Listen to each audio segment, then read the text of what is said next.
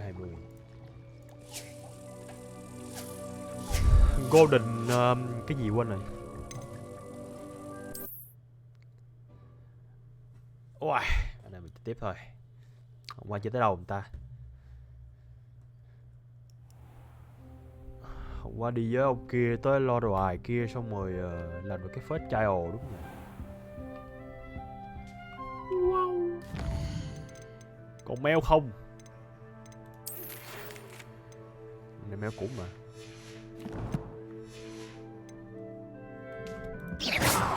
I should ask Sir. I've got spectacular news.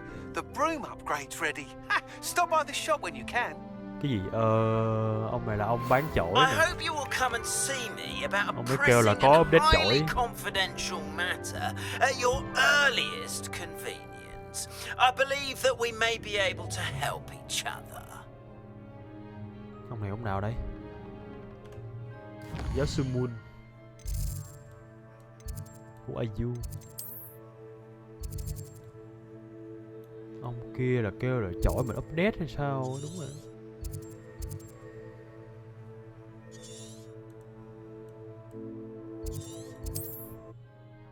Rồi tới mấy giờ? Tới tầm 11 giờ. Chơi game này chắc phải chơi tầm ít nhất 3 tiếng. Sometimes it seems all right. Once you have completed the tasks I've set for you, I would like to teach you Descendo, useful for Accio. to the Nó ground. lại học phép mới nữa kìa. Chăm đi học lắm rồi đấy. Is the knee reversal hack really so simple? Welcome back. I've arranged a special price on the broom upgrade for you. I truly appreciate all of your help. 1.000. You'll be thrilled with that broom, I promise you. Đủ tăng gì? Thanks for stopping by. I must tell you, half of Hogsmeade's been by the shop asking about rumours of a broom upgrade. Without the information you provided, my work would have taken twice as long. Thank you again. It may sound ambitious, but I've already begun work on another upgrade, more difficult to perfect than the last. Ông mua I là phép mở wondered, khóa hả? would you be interested in joining forces Wow, again? đi học luôn. There's another course near Arendelle that Miss Reyes has mastered. If you were to test this first upgrade there, it may help me as I develop the next. Oh, you'll consider it, won't you?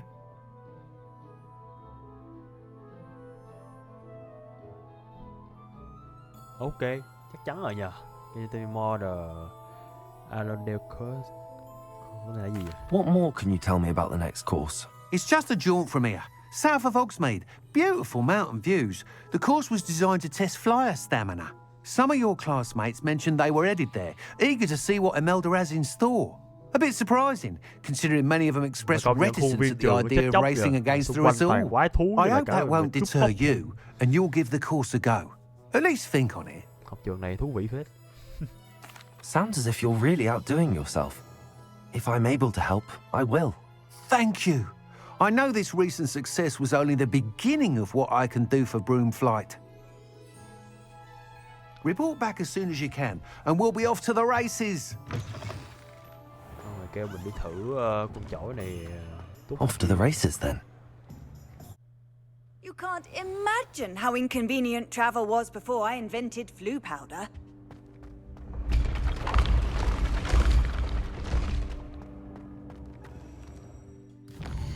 Vụ này chút được không thầy? Vụ kia là gì vậy?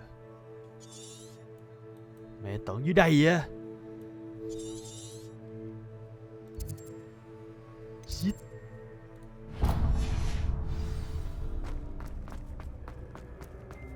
Revelio.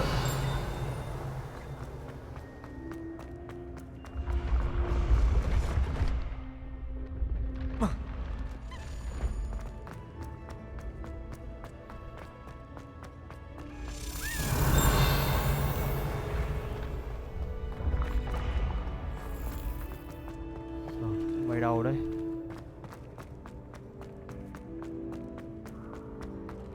Accio.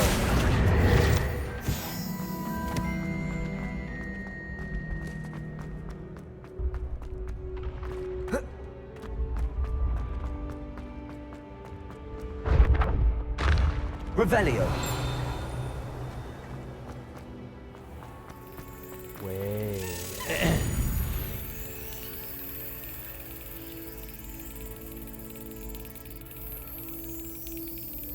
Yes. Ravenclaw.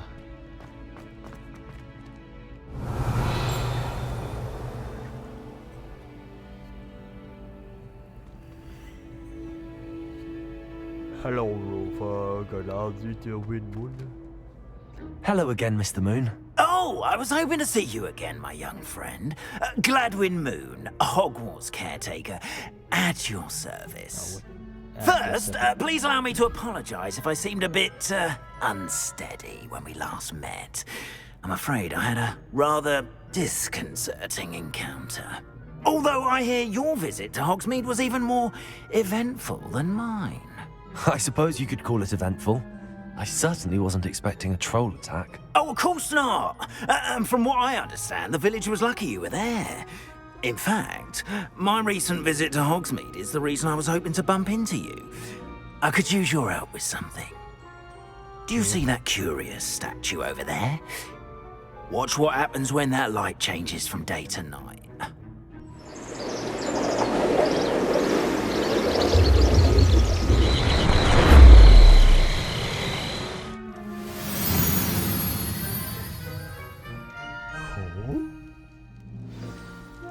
Now, if you wouldn't mind humouring me for a moment, see if you can remove the moon from the statue.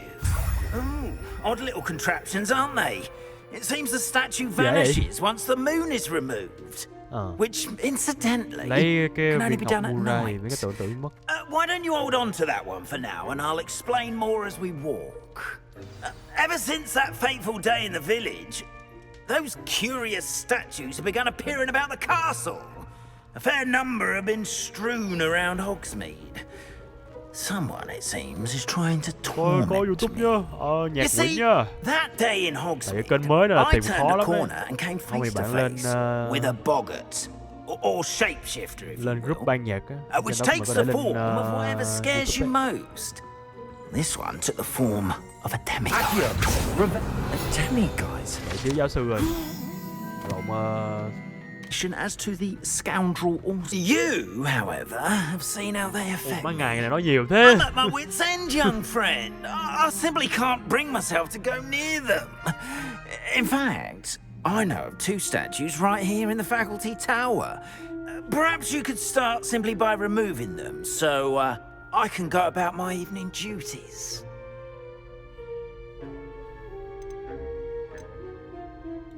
I'd be glad to help you, Mr. Moon. Oh, I knew I could count on you.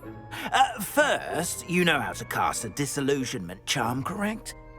You'll want to do that before wandering the tower at night. Next, you'll notice that the door is locked. However will you get in? Alahomora, that's how. But what about curfew? Curfew? Oh, tosh. I sense you're a bit like me when I was your age. Oh, the school was my oyster. And I took advantage of it. Oh, everyone loved me for it. Oh, those were the days. Now, you'll find one statue in the prefect's bathroom and the other in the hospital. Good luck. Oh, and thank you.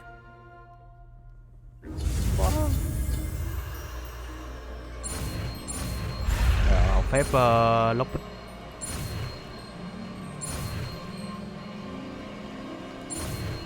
Alohomora. Alohomora. Trời ơi, hết lỗ rồi, hết lỗ rồi. Ở đây. Đâu rồi?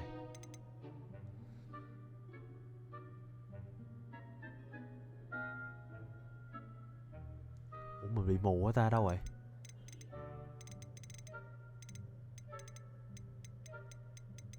Ủa sao giống như là không cần vậy? Alohomora. We add to move the spark and rotate the diag into both corresponding gear. Activate to release the lock. Đồ má ư.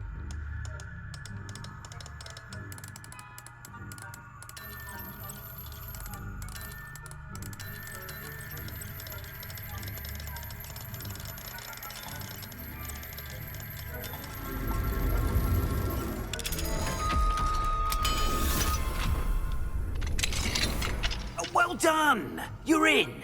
Remember, Mà lúc use the mình chịu mới à. disillusionment charm so no one claps eyes on you. This is a restricted area of the castle after all. Yes sir.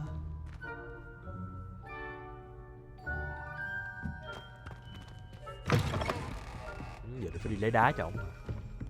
Trên lầu. Casting to reveal the figure and enemy rotation allow you to scout ahead and remain undetected. Okay. Revelio.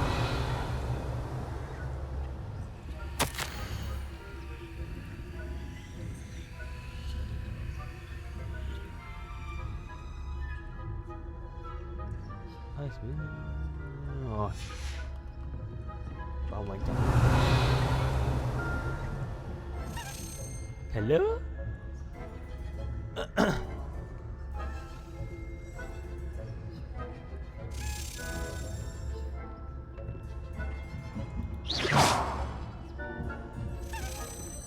Revelio.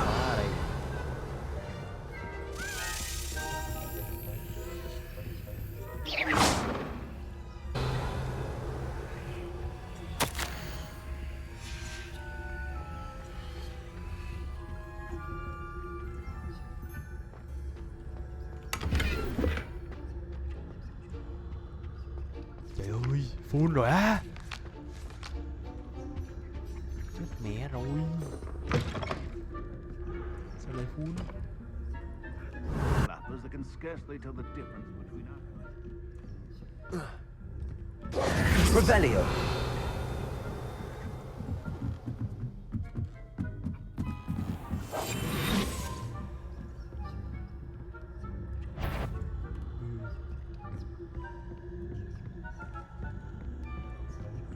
This must be the prefect's bathroom.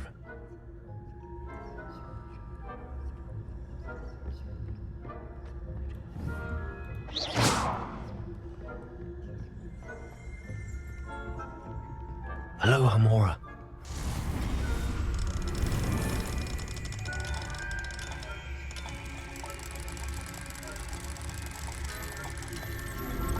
Dễ nhỉ.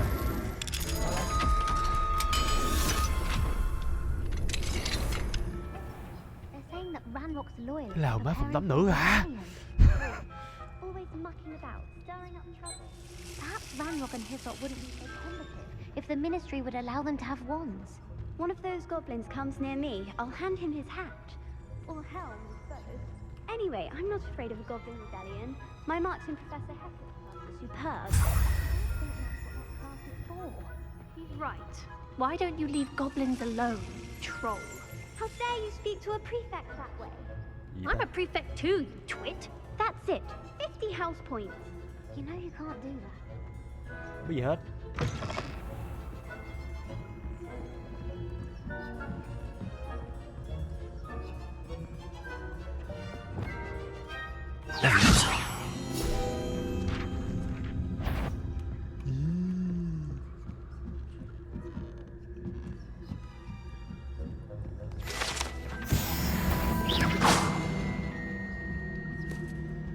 Ui, gì vậy chứ?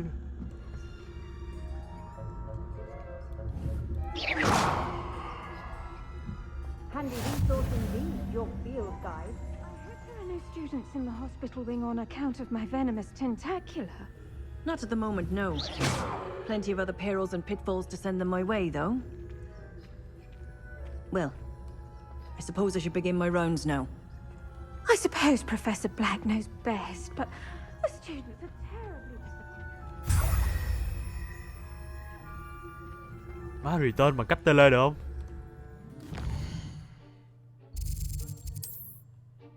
Mẹ đâu trời. Hufflepuff? Ravenclaw?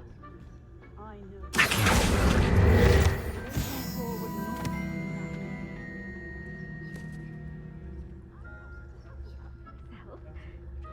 Gì vậy?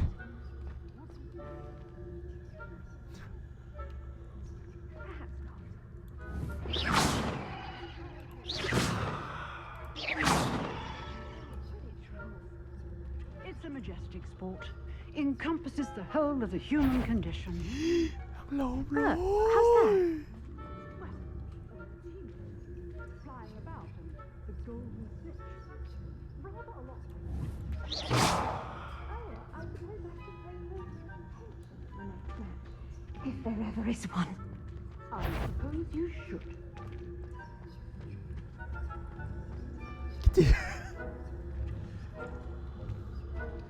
Đi đi.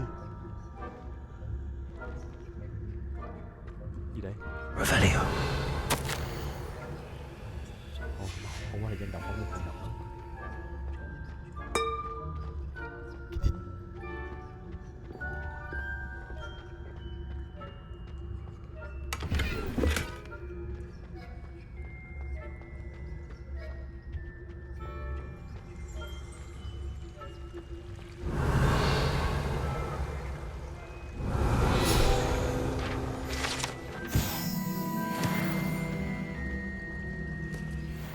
Revelio. Về chưa?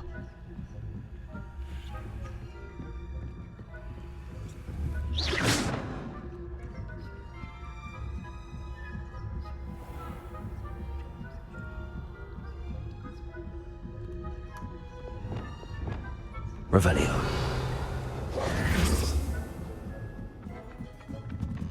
Reparo.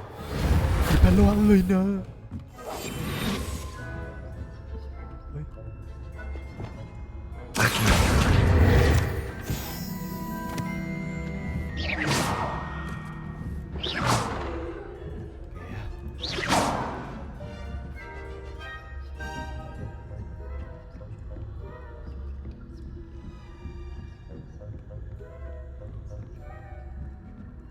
Má chồng giống trộm vậy.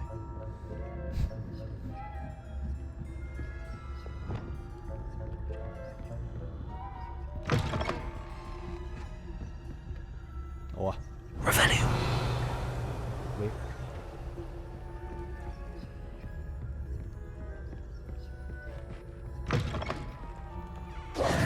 Hello, Mr. Moon. I have the moons you asked me to collect. Oh, goodness! You're as fearless as I'd hoped. An excellent moon của giáo sư Moon start. đây. If we can collect more, it may shed some light on who's behind all this. Of course, I first suspected Peeves.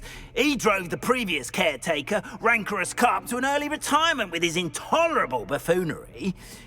But that does not explain the boggart in Oxford, does it? No. Sợ là không chơi được I am thôi. determined with your help to discover the identity of Cũng my thế thôi chứ ít tormentor. lắm. Khó lắm.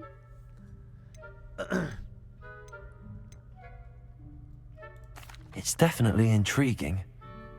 I'd like to help you solve this mystery. You, my friend, are a You, gentle my friend. person and a scholar, and I have something to offer in exchange for your assistance. Now, remember, the moons are only Để cho mình cái gì đó retrievable để at đổi night. lại, Thus, kêu I mình lấy encourage mấy you cái to kia use chọn. a disillusionment Mà mới lại when gì? necessary. How many statues are there to find? I don't know precisely, but I've spotted dozens. Seems they're everywhere I look. You have your work cut out for you, if you were to ever unravel their meaning. Understood. I shall keep an eye out. I appreciate that. Khó lắm. Oh, and I knew you were the one to ask for help. Keep at it so we can solve this mystery. Revelio. The Caretaker Luna Lamen. Xong rồi đúng không? Giờ mình vô lại được không?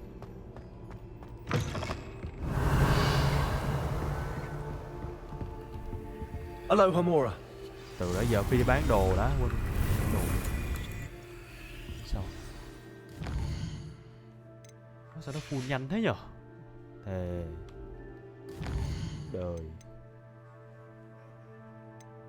Ủa nhiều thế. Descendo. Đó mà đóng phép luôn à. Hello.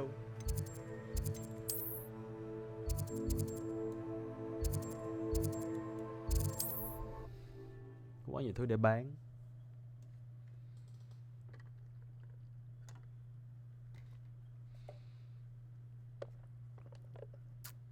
Hogsmeade, here I come.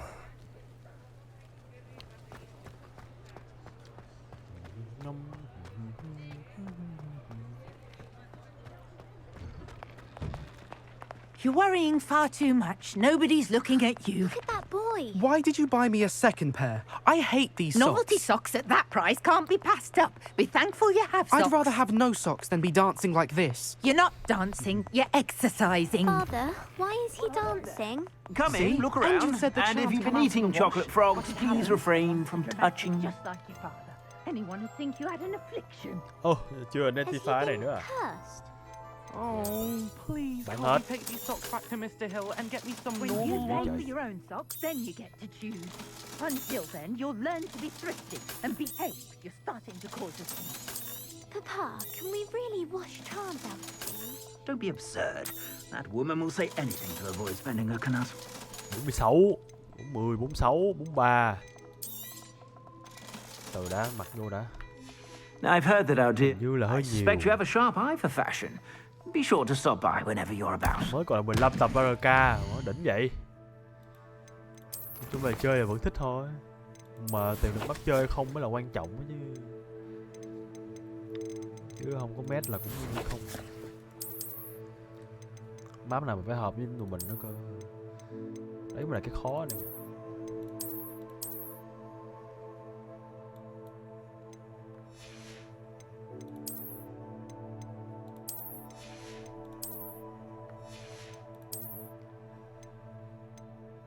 Ui,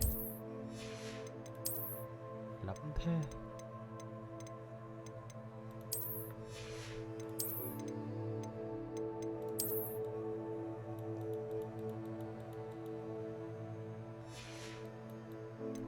Có gì mặc đó đi.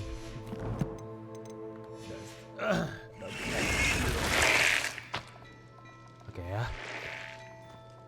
Trời ơi, nãy mới nhấn lộn tab nữa à. Revelio.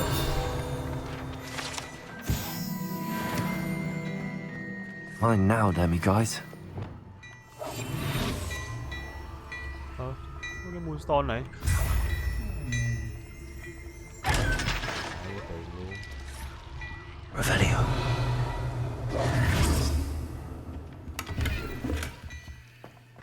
Before you ask, I'm all out of the new socks, so if your feet are smelly, you'll have to work it out for yourself.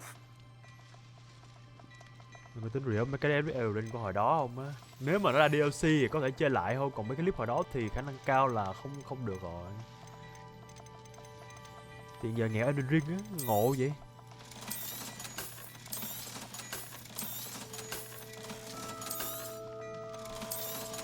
Nào DLC thì còn chơi lại được. Mà nó DLC cơ. Nghe nói là I suspect you have a sharp eye for nghe fashion. nó là có Be sẽ sure to ra stop ấy, by mà không biết whenever khi you're nào. about. Thấy giếm lâu phết. Mong là có thật chứ không phải có đùa.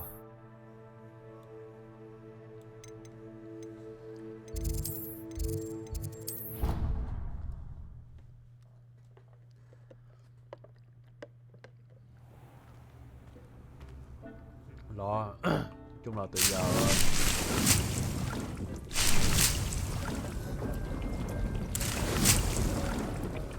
giờ mà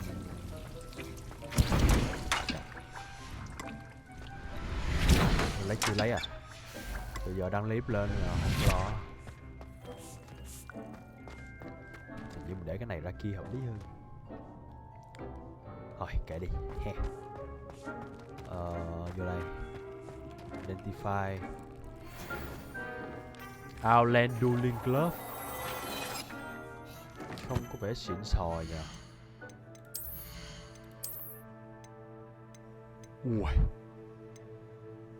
Ui, có gì đây? Increase damage due to curse target á. Cái gì vậy? Trời, có học điểm curse đâu.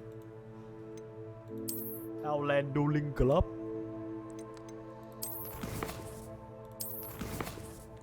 Má ta từ nha. Curse là phép nào? Cái phép đỏ à? Hay phép lá cây nhỉ? Bùa chứ. Mấy cái này cũng chưa học. Kiểu gì mốt cũng phải học mấy cái này. Tại vì thiếu đam.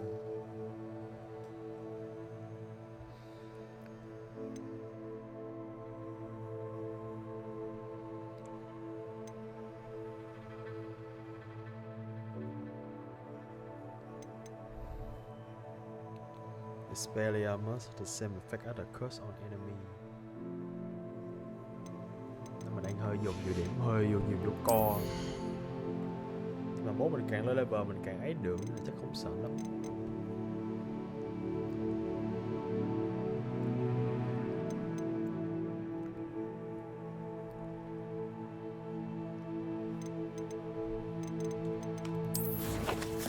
Nhưng mà đang chơi chế độ khó, phải nên học tí đắt áp.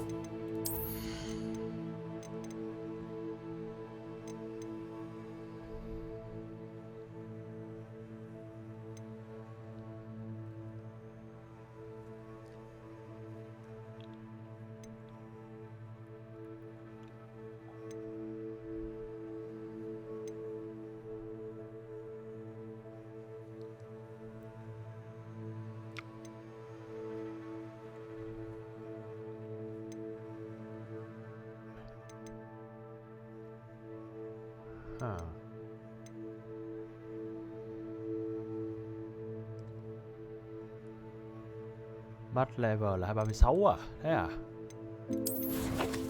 Thế thì kiểu gì chả học đúng không? Nó thì để đi. Mình đang cần cái điểm nào mình hợp với mình lúc đầu cơ. Disposal.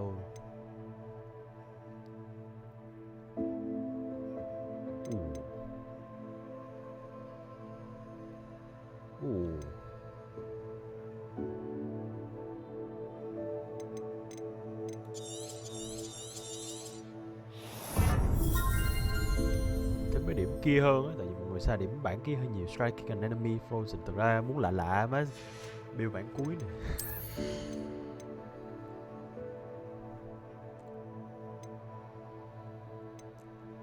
The damage and duration of the effect of Marek are increased. Cái này cho có vẻ vui vui nè.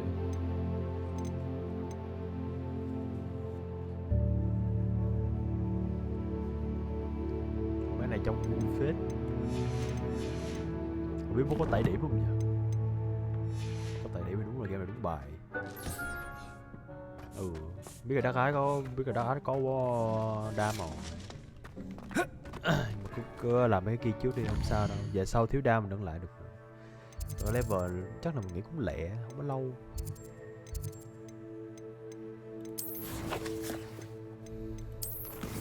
Nói mà vấn đề là nó có bao tay curse chứ. Bao tay curse thì sẽ làm cái gì đó tí điểm này đi. Này xài nhiều.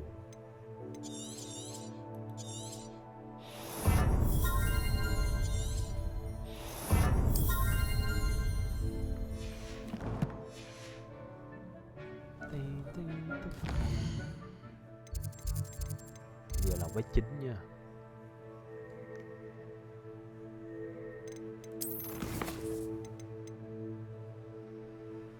Collect joy ball gear.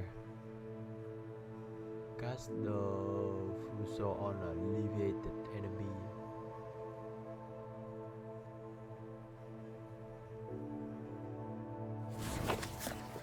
Throne.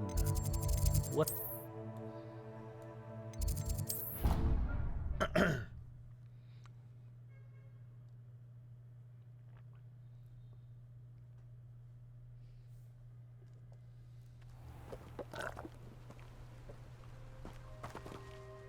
Revelio.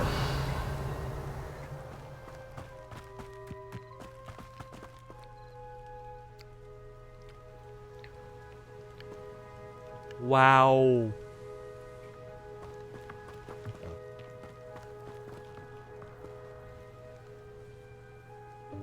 Welcome, everyone. I see you've already met some of the many beasts we study in this class. Though be advised, none of these creatures should be taken lightly. They are all in their own way dangerous, especially if one does not know how to handle them properly. Now, it seems many of you are out of practice. Let's take some time to review the basics of how to care for a beast, shall we? How to care for a beast? Sweeting, would you please assist our new student with the lesson today? Yes, Professor Howen. Hello, I'm Poppy Sweeting. Don't worry about Professor Howen's speech. She over-exaggerates sometimes. All All the beasts in class are perfectly safe. Oh! Miss Sweeting, pay attention, please. The tongue of a puffskein can be a slippery devil. Yes, Professor. Here, you can practice on Gerald. Just keep an eye out for his tongue. You can use my brush. Just be gentle. Oh, and think pleasant thoughts. I like to think it enriches his experience. Dùng bàn chải hả? The beast beating brush is used to neuter magical beat. Tap T and then hover over the beast beating brush. Hover chuột trái and drag it to your spell set. Tap.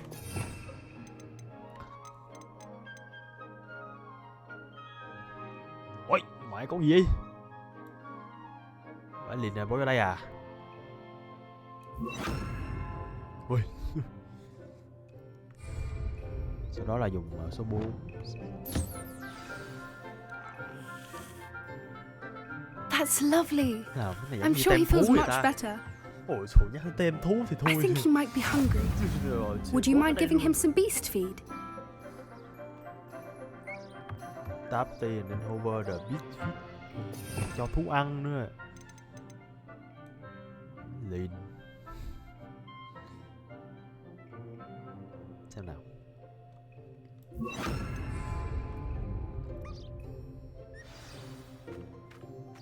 What do you suppose the pellets taste like to Gerald? Pudding, I like to think. Con này là con gì vậy? Con chó, I chó think ếch we à? can safely say that Gerald likes you. That's good news. He seems very nice. He is. Kindness is one of his best qualities, right after ambition. And cleanliness. Good work, everyone. Now, let's make our way to the pens and select another beast. And please, do be careful as you feed and groom them. Miss Sweeting, why don't you show our new student to the Neasels in the farthest pen? Mẹ thiệt luôn.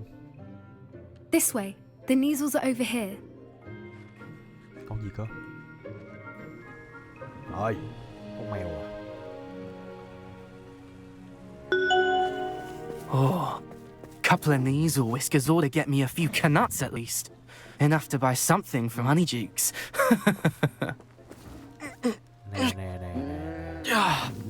Stupid thing. Má con mèo to vậy. Thôi. What in Merlin's name are you doing? Tuss, peculiar Poppy. Worried about a worthless little rodent? Her name is Persephone! Her name is Persephone! That's really not funny. Persephone. Cậu mai tổ ngầm nhá, đẻ mạnh luôn á. Let's go.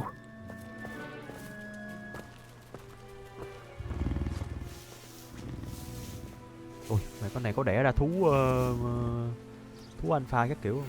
Those two don't belong anywhere near this class. Poachers in training. Persephone was onto them instantly. Thank you for your help. Let's carry on. Feed and brush the Neasels just as you did with Gerald. Nhảy vô được không? The Neasels really took to you. They know a good egg when they see one. As do I. It appears our time has come to an end. Please close the pens and see yourselves out. Now, where is our new student? Ah, there you are. I would like a moment, please. Đấy, cho đủ luôn. Lý. Hello, Professor. You wanted to speak with me? I did.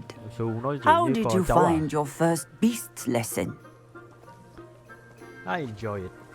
It was wonderful. I believe I'm really going to enjoy this class. Good. You seem to understand that when beasts are properly controlled, they can play a vital role in our lives. Some provide us with magically imbued materials, if cared for correctly, which does not include torturing them for whiskers. Well done, by the way. Probably best to let me handle it next time. Yes, Professor. They're nearly as bad as the Savagers in Rookwood's poacher pack. Sadly, we're the ones who suffer, stumbling over dead beasts. Terrible waste of resources. Surely the poachers can be brought to justice by someone. The ministry, perhaps? An optimistic idea. Now, why don't we focus on more immediate matters that we can control? Professor Weasley has asked that I prepare some assignments designed to help you catch up to the other 5th years. Lại kiểu bài tập về nhà Be này. on the lookout for my owl. Meanwhile, I also encourage you to study as many beasts as you can on your own time. Hey, over here. Trải được cho bà Come này on. sao nữa. No miss target. Do you need something, Poppy? Thank you again for saying something to those brutes so that I didn't have to. You were an augury at noon in the desert. I certainly hope that's a good thing. It's something my gran and I say. It means that something or someone is a welcome surprise. At least, that's what we decided it meant. I couldn't stand there and watch them harm the poor thing. We're of a similar mind. Actually, in light of that, there's someone I'd like you to meet in the forest. Chắc chắn là một con beast, mà con gì đó không biết. Một con hippogriff. You've intrigued me. Very well. Lead the way. I'd hoped I would. Đâu, di chuyển đi. I wouldn't take just anyone there. In fact, you're the first. Má bé xíu vậy? Really? Well, thank you. Cho ăn I luôn nè. think. As I said, we think alike. Pleasant surprise. Còn con gà nữa cơ, đi.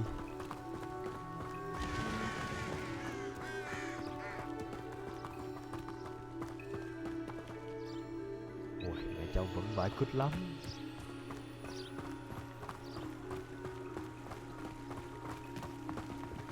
Con bàn mã.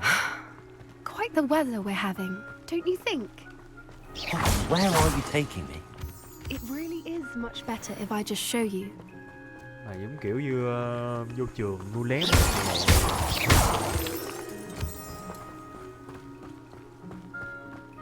Don't worry, we're nearly there. It's just ahead. Hồi này kiểu chả có quái thú.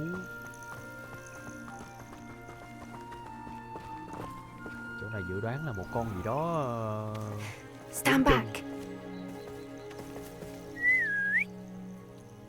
Có 6 luôn mà.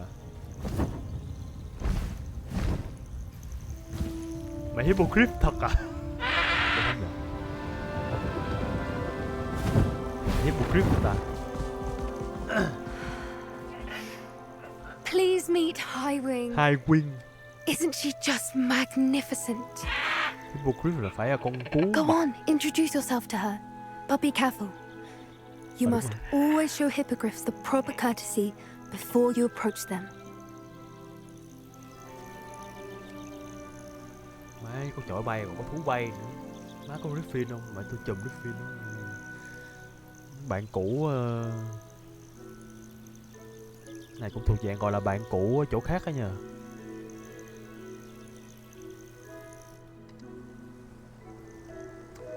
Bắn tên ngủ mẹ đi.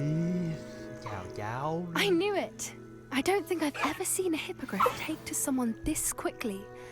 You can feed and brush her if you'd like. Này tầm con này chắc I come and check on her every once in a while. Bring her pasties. Sau đó cho nó ăn cái gì You wouldn't know from looking at her, tầm but 4-5 she's cái. a dreadful busybody.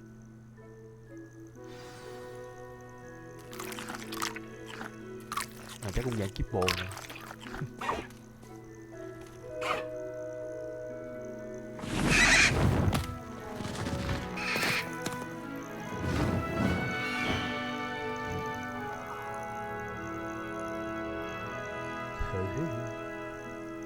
Nó có vẻ vui nhờ.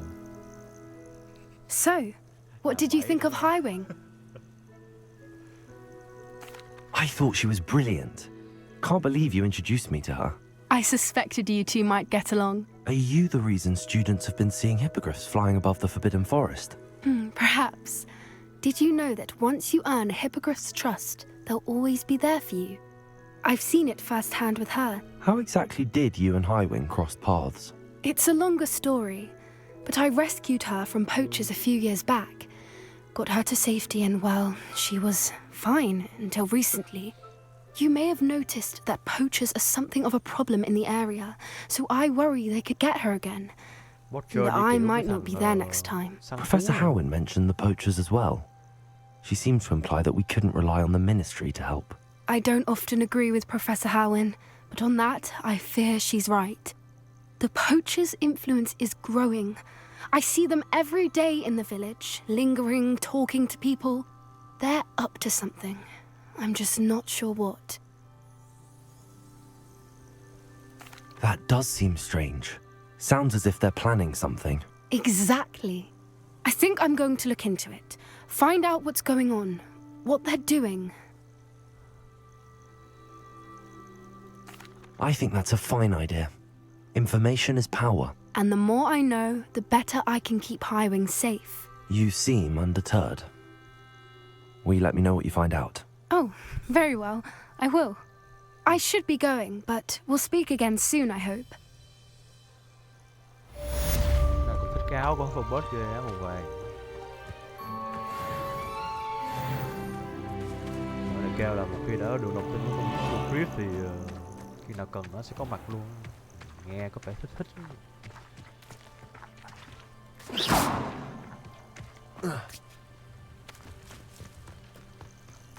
Cái này có gì vậy? Revelio.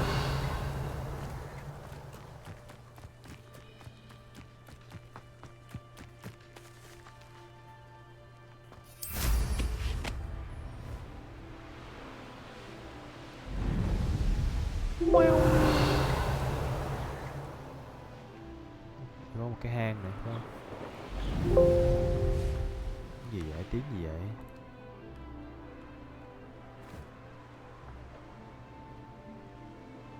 You can enter White Mouth á.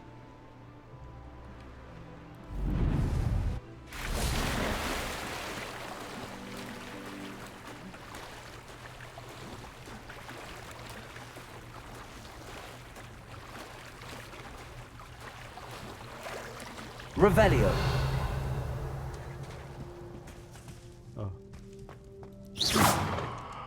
Chỗ gì nhờ? Accio. Revelio. Dương hiến mật à?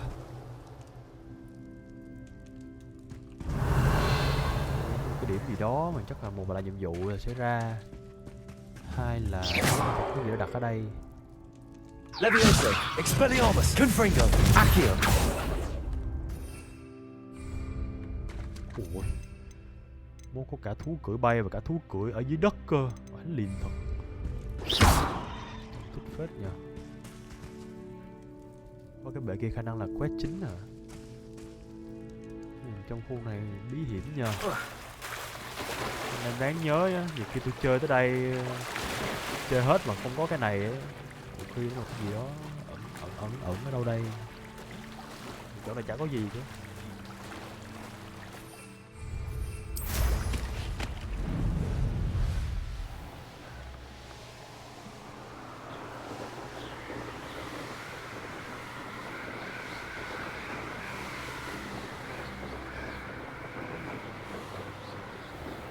Hay nha. Revelio.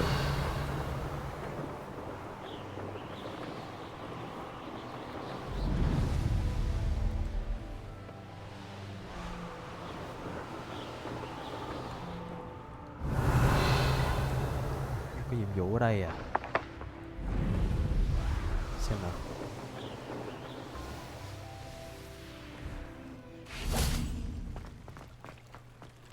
I really should look into gillyweed, although I'd Going for a swim? Goodness, no. Mày đi Though bơi I'm à? beginning to think I really should learn how to swim. Can't very well be liaison to the mer people if I don't know how to swim. You're a liaison to the mer people. Well, not Severin. technically, no. At least not yet. The position doesn't actually exist at the moment, but I have a plan to change that. I'm Nerida, by the way. Nerida Roberts. We didn't officially meet, but we duelled in the Crossed Swans Club. Yes, of course. Good to see Đã you được again. đấu nhau ở And you. You seem quite interested in mer people. I am. And they're as misunderstood and disregarded by wizard kind as goblins and centaurs are. I feel that if goblins and centaurs have liaison officers at the ministry, then the mer people should have one too. I'm impressed. I think reaching out to the mer people is a grand idea. You do? Oh, thank you. Of course I haven't exactly done anything just yet. I presented them with a gift a few weeks ago, and they wanted to leave me one as well, in one of their caves. Reciprocity and an offer to visit. I tried telling them I couldn't swim, but I'm afraid that bit got lost in translation. Mermish really is tricky. Không má công nhận cái game này ấy, nếu mà để một người khác dịch cho cái game này ấy, má chắc dịch chết mẹ luôn á. Thật, bánh liên thật. Mà nó tính sai quét, tính quét chính chắc cũng nhiều chữ vãi liên nữa nhờ. Này đã lâu nói chuyện có thể tóm tắt được thôi chứ má ngồi dịch hết đống chữ này chắc mày điên khùng luôn á. Tell me about with a kind relationship with mer people. Là kiểu như mer people như kiểu là kiểu như là người cá phải không nhỉ? How has wizard kind fallen short in its treatment of mer people? Well, we've consistently deemed mer people as being beneath us despite the many similarities between our cultures. One can hardly blame them for declining being status by the ministry years ago. Who are we to classify those of such beauty and intelligence? Tôi nghĩ là nếu mà dịch cho việc hóa được game này phải gần hơn năm ấy. Gần 1 năm thôi. What do you imagine a liaison to the mer people would do? Oh, so many things. I want to know everything I can about them. After I've mastered swimming, I perfect my mermish, of course, and I'd share with them anything they wanted to know about wizard kind. My hope is that by understanding each other better, both of our societies could grow. What is it about the mer people that interests you so much? I can't begin to tell you how brilliant they are. I mean, rumour is that tales about them have infiltrated even the Muggle world.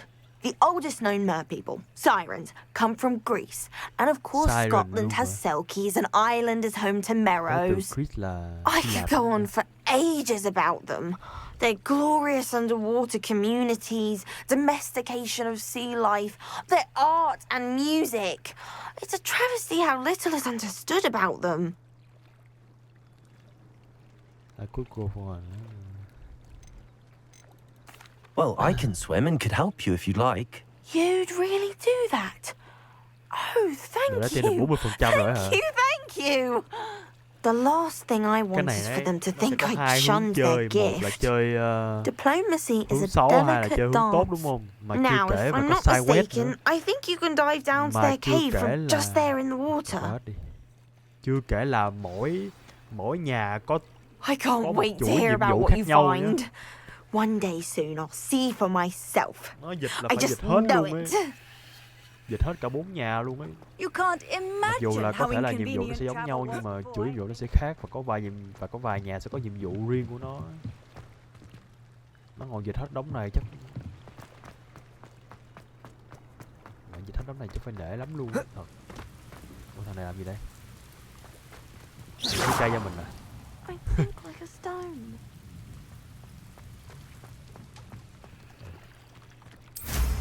I'd much rather be on.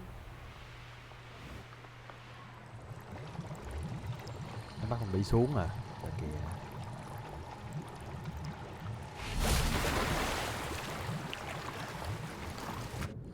Tới một cái hang Lịch kia. Look at this place. Did the mer people really leave Nerida an artifact?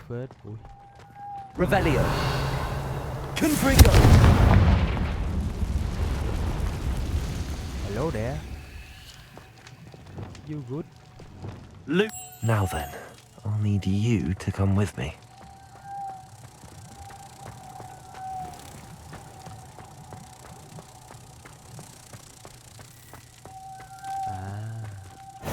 Now for the rest of you. Confringo. Lumos.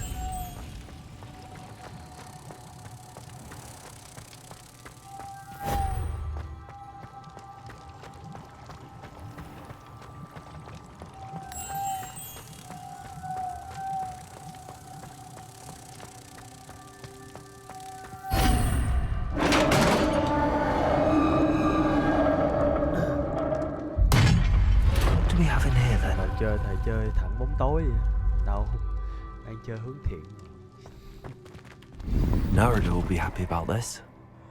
Lúc chọn câu thoại mà cũng khó chọn mấy câu kia mà trông ác quá liền. Ủa gì đây? Revelio. Có gì à? Ủa, mà lấy được gì chưa? Nãy lo nói xong quên mất tiêu à.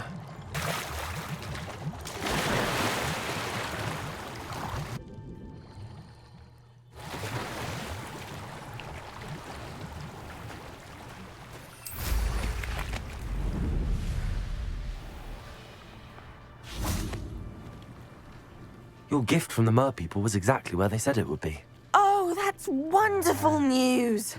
I was so worried I'd left it too long and they'd seen it as a slight. Our relationship with them is already so tenuous. Nhỏ này đang thích những người gọi là cái kiểu người ở dưới nước, kiểu như người cá gì đó. Happy to have you enjoy your gift. And I'm glad we helped to foster some healthy diplomatic relations. Merlin's beard. It's marvelous. I'm going to show it to everyone, including the ministry. Should I hand deliver it or send by owl? Thank you again so much. You may have just helped improve relations between wizard kind and mer people for decades to come. I can't wait to study this. Mermaid. What are you up to now? Sao quét rồi. Thằng này đâu rồi? Hôm nay là gì á? À. Confringo. Confringo.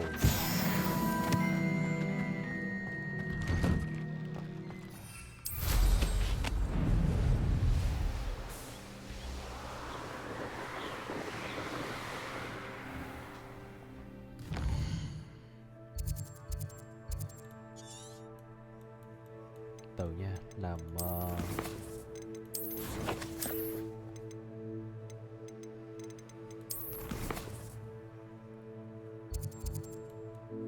cái vết chính ở đâu nhờ? Hốt hẻm xéo à?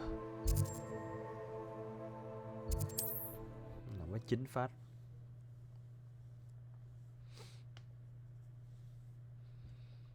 Thương đắt ghê lắm, giết cả người thân á, má nghe ghê vậy. Má game tối u dữ vậy. Does it get any more cozy than Hogsmeade?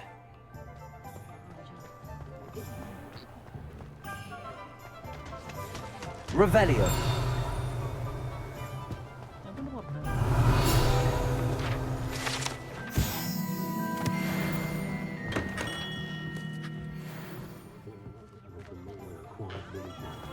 Bây giờ tính ra giờ mình mở cửa rồi đúng không?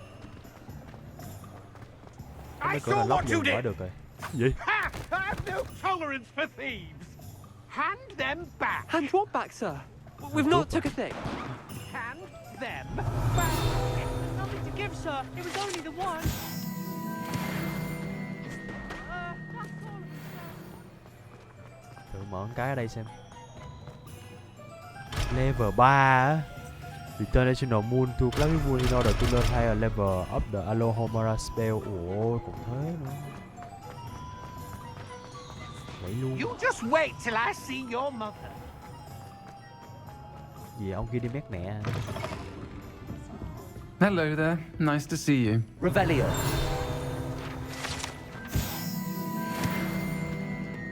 Ui, bắn.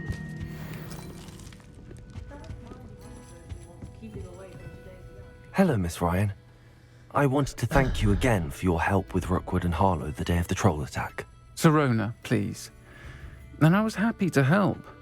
Oh, those two are nothing but trouble. Glad you and your friend were here when they found you. I am too. You were speaking to a goblin here that day. Yes, Lodgok. He's a friend. It seems as though you were on good terms with him. I've known him for years. We met when I was waiting tables here as a student, well before I bought the place. He was cordial enough, but we weren't friends then. His mistrust of wizard kind ran deep. But you're friends now? We are. Hadn't seen him in years when he came in a few months ago. But he recognized me instantly, which is more than I can say for some of my own classmates. Took them a second to realize I was actually a witch, not a wizard. Not all goblins are like Ranrock and his loyalists. Lodgok is as worried as the rest of us about what's been going on. In that case, I'd like to talk with him, about Ranrock in particular. Where might I find him? I assume your interest is to do with the rumors I've heard about Ranrock working with our friend Rookwood. It is. If he's not here, you might find him doing business at the Hog's Head. He's a trusted metal trader. You should mention that we spoke. He can, understandably, be wary of witches and wizards, even ones as young as you. That said, if you're looking for information on Ranrock to help rein him in, you'll find an ally in Lodgok. What have you heard about Ranrock? Have you heard what Ranrock and Rookwood are working on together? Not much more than the fact that they seem to have some sort of uneasy alliance. Friendship between wizards and goblins is rare enough, but between those two, they each want something the other has. I can guarantee it. That said, I fear they're like a two-headed serpent. Both will need to be taken down to stop whatever scheme they've been plotting. Này đang nói là cái thằng Ranrock với cả ông Rookwood này, thường thì cái mối quan hệ hai goblin với người đã khó rồi mà còn hai người này nữa. Ông Rookwood này nói chung là hai đứa này kiểu hợp tác với nhau chắc cũng có vấn đề, chắc là cũng cần gì đó của nhau hay là. You seemed unfazed by Rookwood and Harlow the other day. They don't scare you. They're bullies, plain and simple. Never tolerated them in my own life, and certainly won't tolerate them going after my friends. Don't misunderstand me. They're dangerous wizards and shouldn't be trifled with. They should, however, be confronted and reminded, whenever possible, that the rest of us have each other's backs. Thank you, Sirona. If you find Lodgok, please give him my best. Nếu mà theo tên thì chắc là I don't know what you've done to make such powerful enemies, but please, watch your back.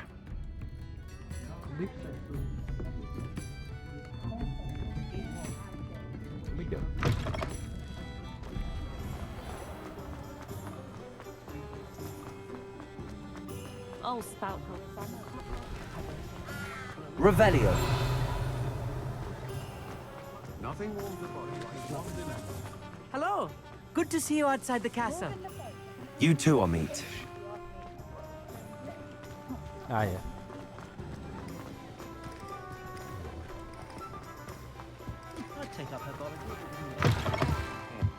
Welcome to the Hog's Head. Any empty seat is... Hello, Lodgok. Ui, mà dài vậy? Sirona said I might find you here. She did she? Did she send you with news? No, actually, I wanted to speak with you. It's about Ranrock. Now I remember. The 3 broomsticks. Day of the troll attack. You're the student he's after. I am. And I need to know what he and his loyalists are up to, so I can stay a step ahead. Let's say I did know. Why should I trust you? Tại sao ta nên tin cậu? Tại vì Sedora chết tôi. Sirona trusts me, and she thought our interests may be aligned.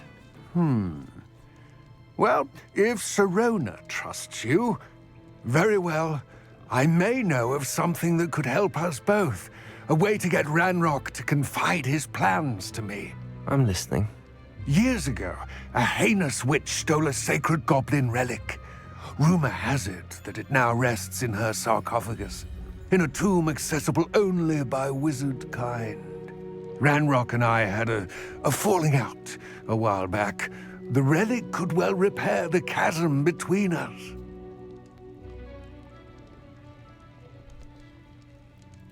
Very well. I'll retrieve the relic if you promise to share Ranrock's plans with me. We will have to trust each other. I, that you will not abscond with the relic, and you, that I'll share what I learn. Gather whatever supplies you may need, and meet me near the witch's tomb. Revelio. Revelio.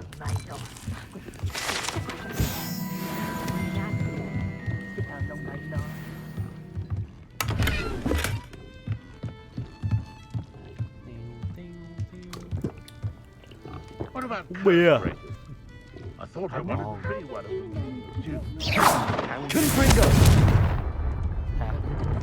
kiss. My cousin got. My sister tried to cast Crucio once on me. She couldn't do it. What do we have here? A demigod. Not a day goes by I don't Giờ wish cái I bị had gót gì? better attention in defense against the game. Ông này ở cái mộ của phù thủy à. Ngay đây à.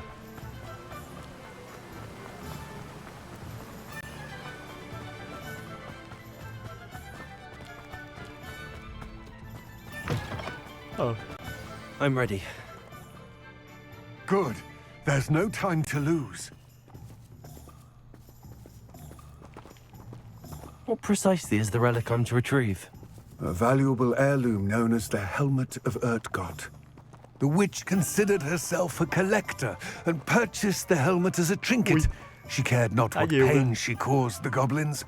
Goblins believe that the rightful owner of any object is its maker, not its purchaser. Wizard kind see things differently. Thank you. It's a wonder goblins and wizards have ever been able to work together. The differences between our kinds are myriad. They seem to be. It may surprise you to know that I do not believe those differences always to be insurmountable. It is the reason I find myself traveling with you to this tomb today. Ông ơi, không chạy đâu ông ơi. Đi hơi chậm á.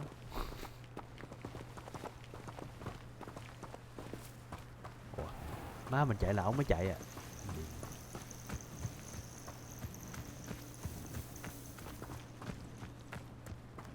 Đợi xíu ông ơi. Ok, hết rồi à. Đăng cức rồi.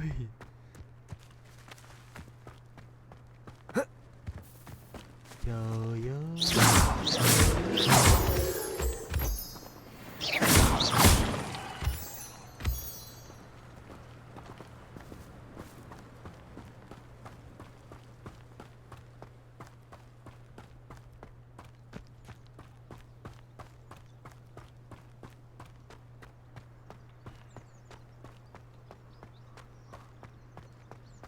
Ah, and there it is. The witch's tomb. Dreadful looking place, isn't it? Tomb. I wish you luck retrieving the helmet. As a wand carrier, you should have an advantage. Now, before you set off, do you have any questions? Trước khi đi thì có câu hỏi gì không này? What my encounter in this? Do you know why Ranrock is working with Rockwood? It seems Ranrock and Rookwood are conspiring. Why would that be? I had heard this. When the dark-hearted conspire, they seldom make their full intentions clear to one another. I can only speculate, but I imagine their alliance is uneasy and quite fragile. Let us hope that ours is less so. Nhưng này có ai trên thế giới phá đảo chưa? Chắc đầy rồi. What about this helmet makes it so special? The Helmet of Urtgott is an ancient and storied relic, forged during a time of unity among the goblin clans. It inspired greatness, that is, until it was no longer ours. Then it became something else, a symbol of what has been lost, of all that wizard kind has taken from us. Reclaiming it would mean a great deal to goblin kind, and to Ranrock. He would be grateful to me should I return it. It all seems clear to me now that we're here. I do hope our alliance proves fruitful. Again, I wish you luck. Okay. I will remain here, eagerly awaiting your return. Please, be careful.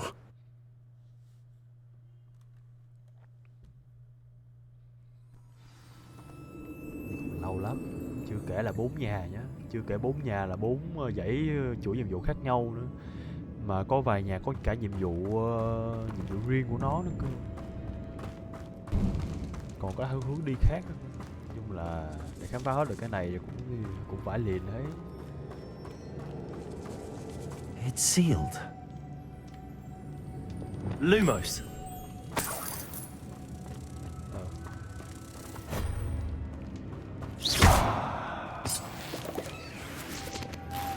Moths. Curious.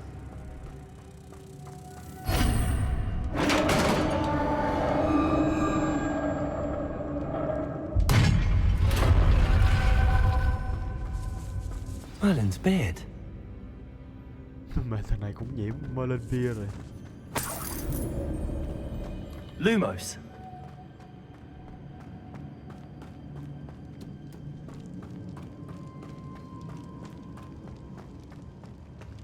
Nhìn con này có vẻ đéo ổn lắm. This can't be the witch's tomb. Likely I need to go further.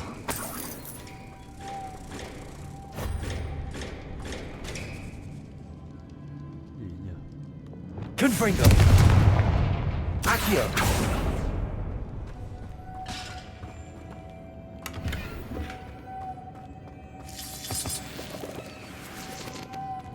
Lumos. Lumos. Dẫn 2 con được không ta?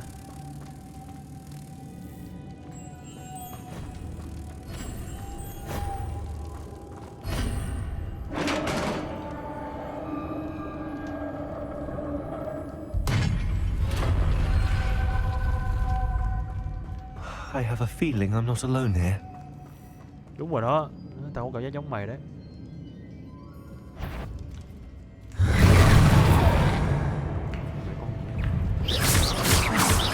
Confringo. Levioso. Accio.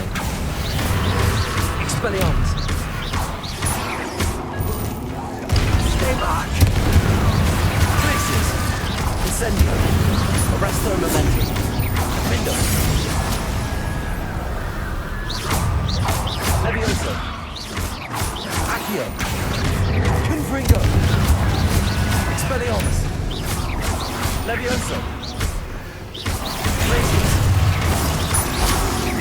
Incendio. Window.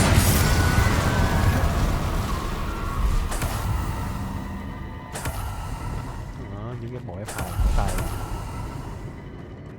Tính ra mốt làm combo thêm cái F3 nữa chắc mày nhức điên luôn ấy.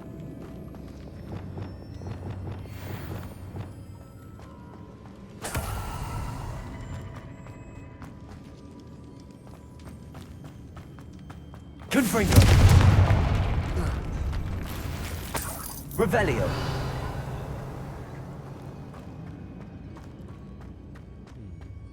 Đồ ở trên đây à? Sao để lên nhỉ?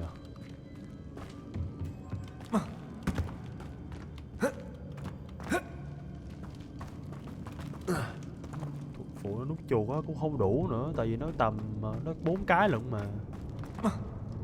Nó xài lúc này cũng xài tạm.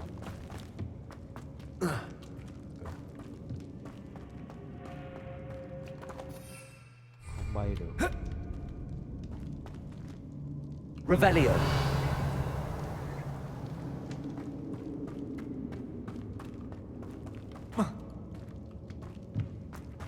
Gió lên kia ta.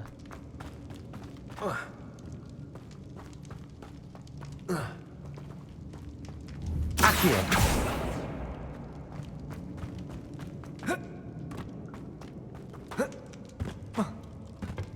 Này có double jump hay cái gì ấy chứ nhờ.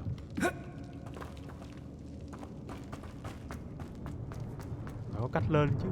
Revelio.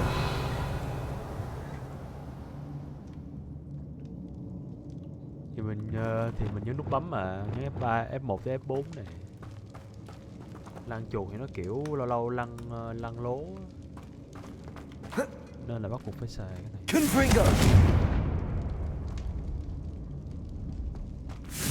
Levioso. Expelliarmus.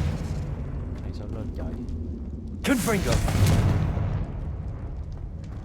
Chắc là phải có cái đưa gì ở đây sao mà mình nhảy lên. Chắc là phải có cái đồ vật gì đấy xem nào. Accio.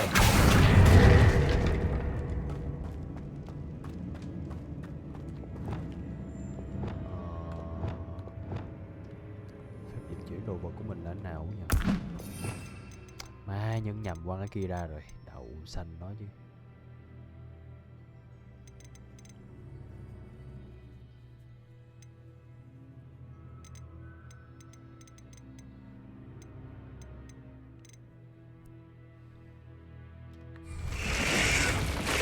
Wingardium Leviosa.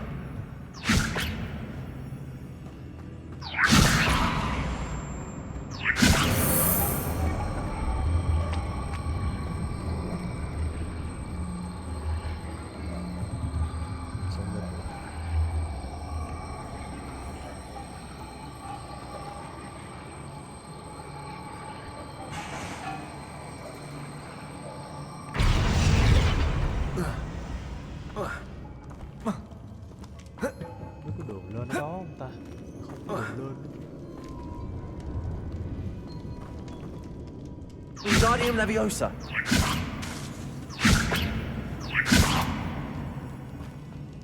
Cây nhờ.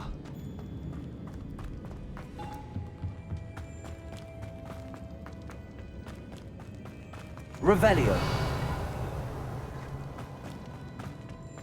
Có cái rương tò mò quá. Chắc là rương thường. Cảm giác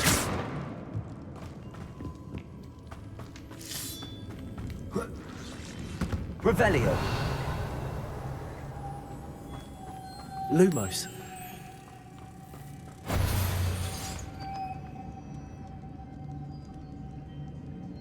Revelio.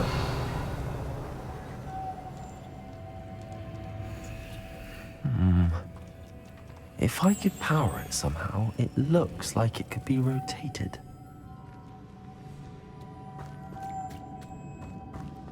Lumos.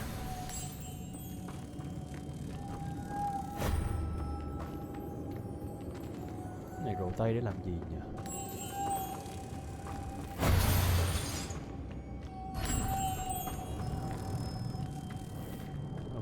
Cái này là cả hai con rồi á. Revelio. This has a moth imprinted on it, same as the door. Ủa, cái này cần một con hay hai con? Nếu mà cần cái này hai con thì Lumos.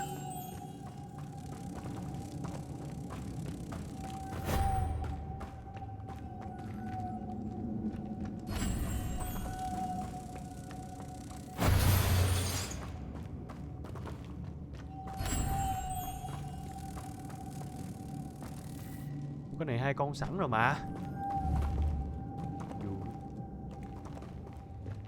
Là sao bro?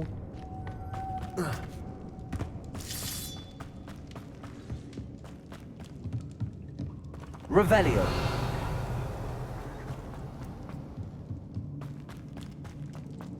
Nhưng phải dùng phép khác rồi.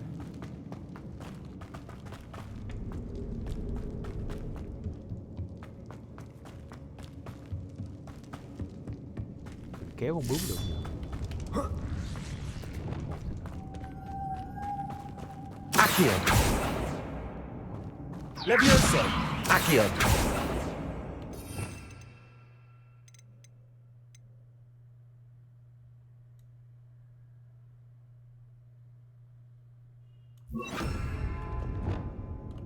Also.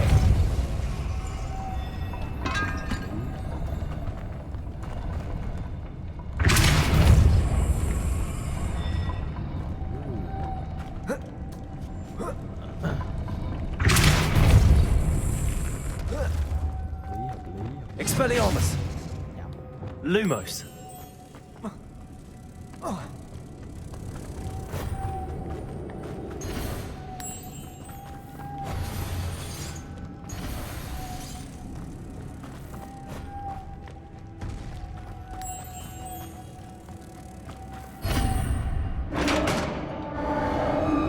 Revelio. Vẫn tiếc. Không biết cái rương kia là cái gì. Revelio.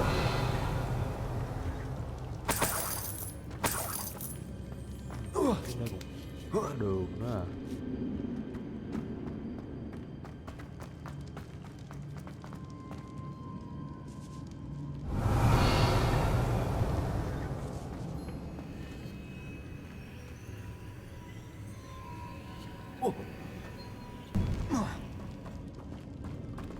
Accio.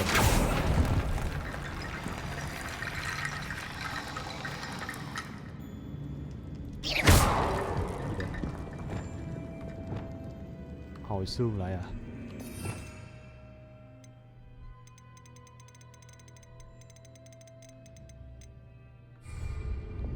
Reparo.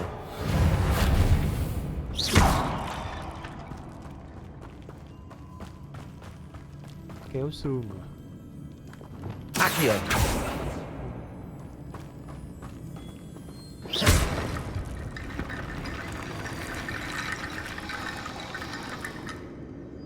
Revelio.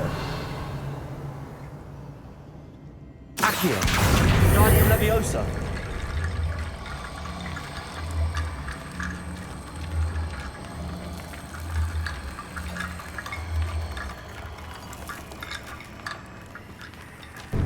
Accio. Guardian Leviosa.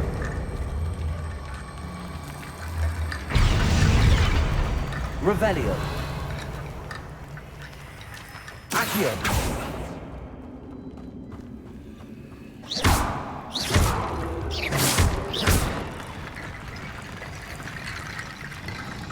Reparo. Wingardium Leviosa.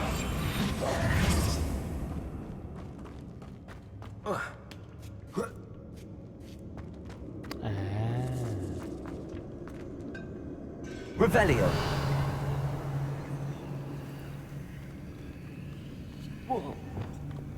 Reparo.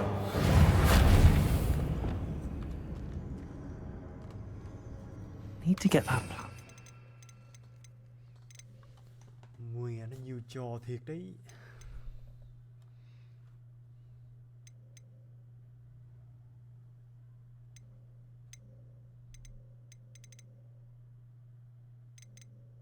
Này là phép dịch chuyển đồ vật.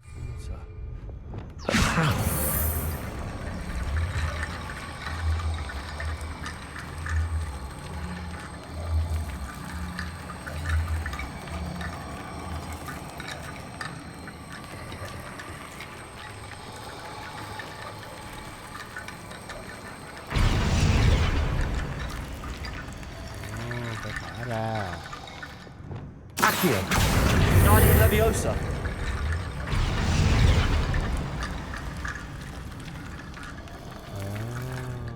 Accio. Wingardium Leviosa. Accio. Wingardium Leviosa.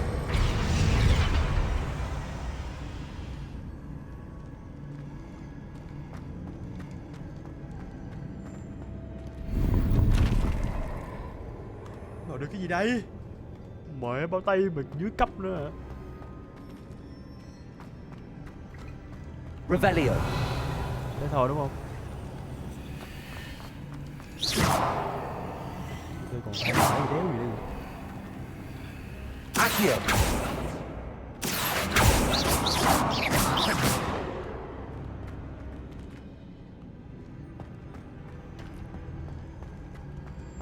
Revelio.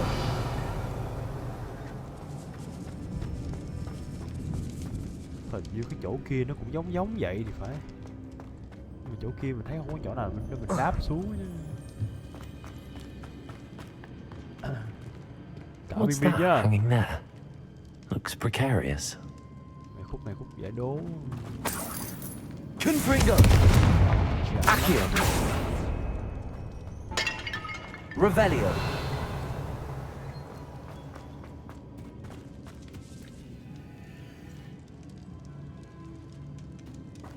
Accio. Wingardium Leviosa. Ủa, cái tự hơn bắt phép kia luôn. Tự nha.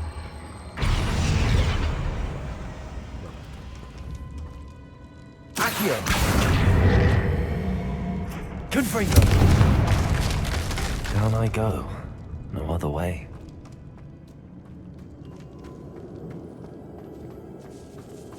Accio. Wingardium Leviosa.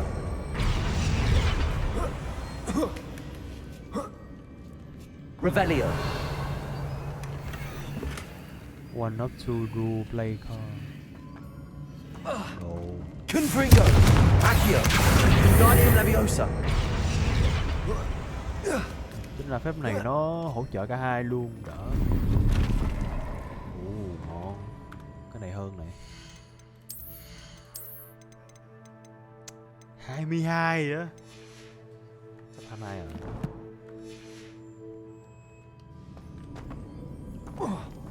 Revelio.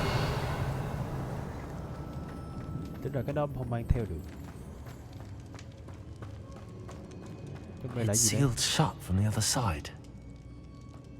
Sealed shut from the other side. Một là xuống qua đó, hai là mình sẽ ở đâu đó, đâu đây. Accio. Này thì không kéo xuống được rồi. Levioso.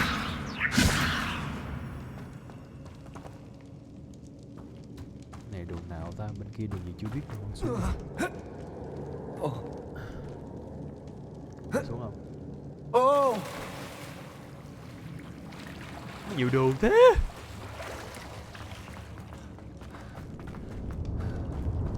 Tụi sáng luôn mà.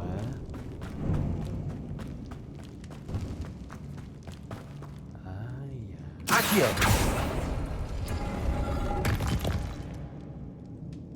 Cái này đường đi lên không ạ? Ok.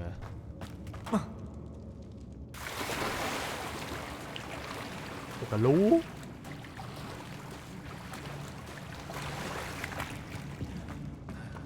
Trong bảy giáo sắp tới nhau đấy.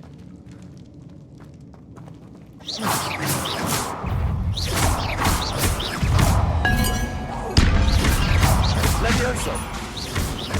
Confringo. Accio. Expelliarmus. Arresto momentum. Glacius. Incendio. Oh. Incendio. Confringo. Glacius. Levioso. Confringo. Accio.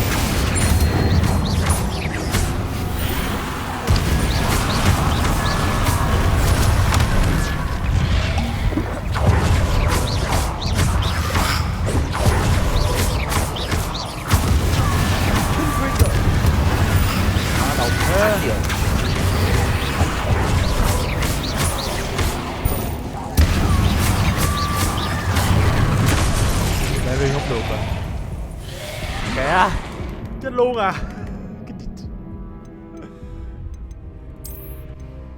Không biết hết.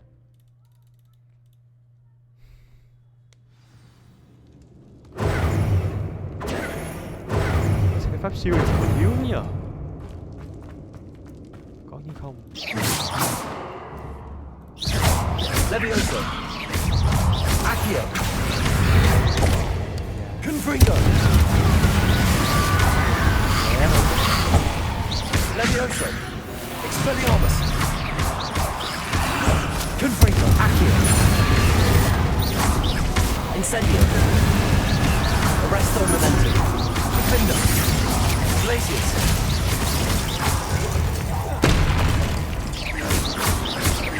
Expelliarmus. Levioso. Accio. Confringo. Expelliarmus. Levioso. Accio. Confringo. Levioso. Confringo. Expelliarmus. Accio. Glacius. Incendio. Defender.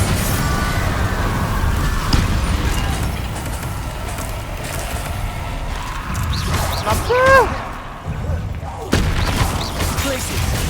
Arresto momentum. Incendio. Defendo. Levioso. Accio. Con này mới dính lửa à. Confringo.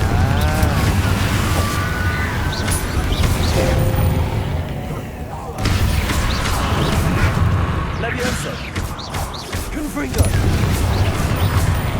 Expelliarmus. Accio. Levioso. Confringo.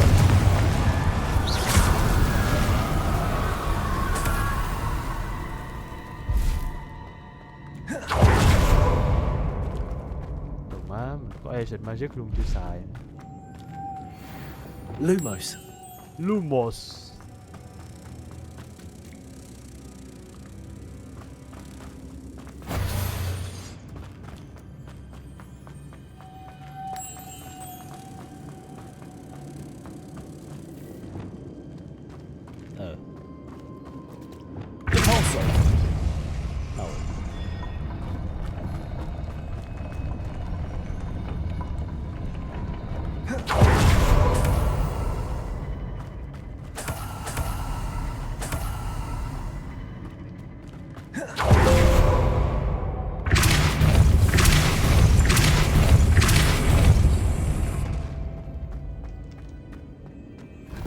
Revelio.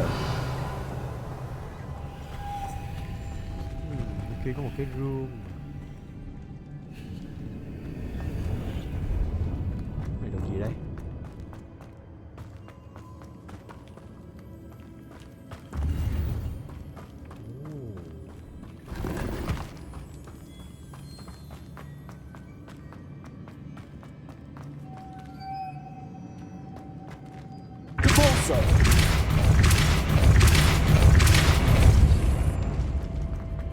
Expelliarmus, Levioso. Lumos. Lumos.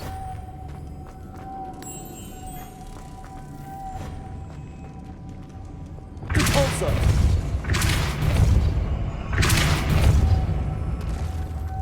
Lumos.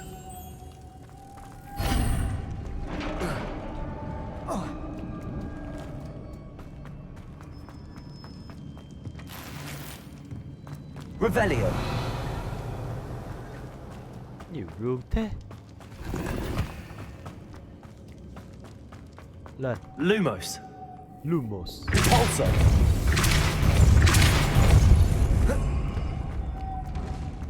The witch's final resting place. Lodgok said the helmet was in her sarcophagus. Cái mũ. Sao có về thằng chết đây vậy? A dead Ashwinder. Your compatriots must have made off with that. Better show this to Lodgok. Một cái nhẫn men. I know there's a mechanism to open this door.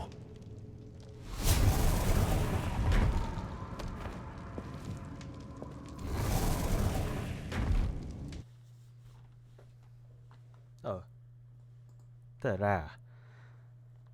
Tôi sẽ là cái ring nhỉ? Equip better gear with higher stat. What do you mean?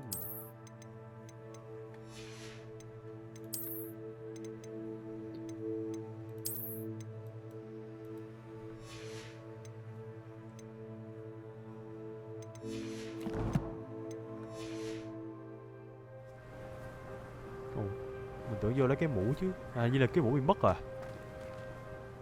Lodgok, the sarcophagus had been raided. I found no helmet, only a dead Ashwinder. Damn, they got here first. We need to get it before Rookwood uses it to further ingratiate himself to Ranrock. I saw one of their campsites not far from here, but I fear you must go in alone. My fighting days are behind me. I'll head there now. Good. There's no time to lose. Get to that helmet before Rookwood does, or we will lose our chance at any leverage, no matter how small, with Ranrock. To think those wretched thieves have their hands on such a relic.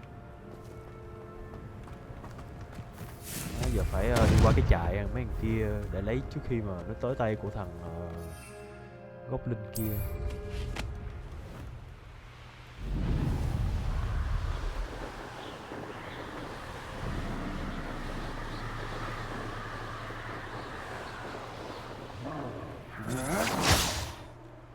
Perhaps it's dinner I'm No! Nó đang bị đánh kìa. There they are. The Ashwinds. Knew you were still hanging about. Dạ.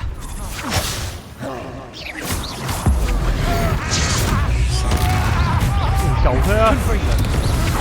Expelliarmus. You won't knock this one loose and I don't finish what we started. Accio. Ôi. Back for more. Nó muốn mùi vậy.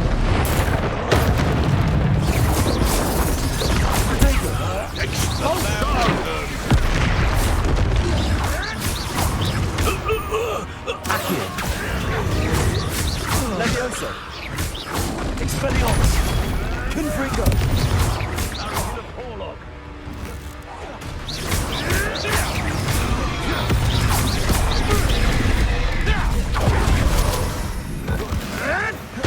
Now, expulso. Confringo. Accio. Expelliarmus. Expulso! Arresto Memento, Incendio, Vindo. Đầu thế. Glacius. Treadwell nearby again. Expelliarmus. Levioso. That's mine! Fringo. Accio. Death from above! Đó mày trâu thế. Expulso! Expelliarmus. Give it back! Levioso. Accio. Trâu à.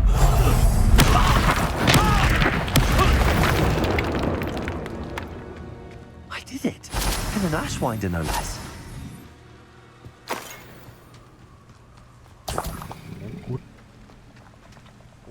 Xong nhiệm vụ luôn, ngon. Joy Borgia. Revelio.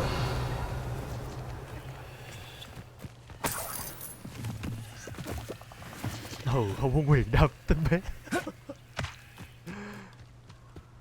Chắc là level phải nâng tí curse rồi. Nâng tí curse mấy chiêu kia. Đánh cho đó dấu X đam to hơn xíu. Tại đang chơi chế độ H nữa.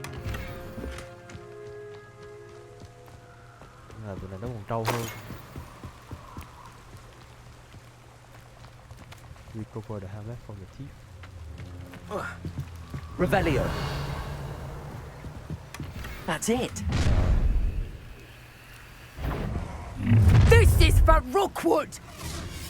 Ha! Another pitiful beast. Expelliarmus. So close! Da má chiêu đỏ à. Fringo. Accio.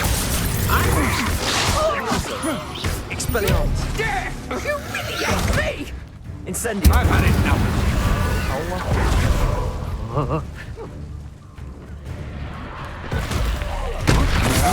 Will you hold still?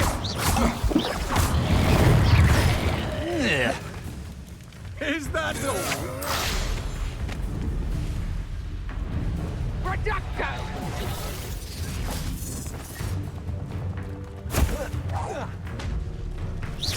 Vindo. Impressive. Accio. Expelliarmus. Levioso. Confringo. You've made a great mistake. Shame nobody saw that.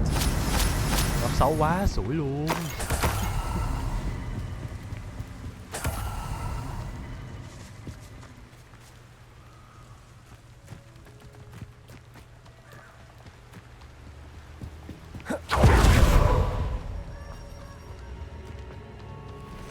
Xong chưa ta?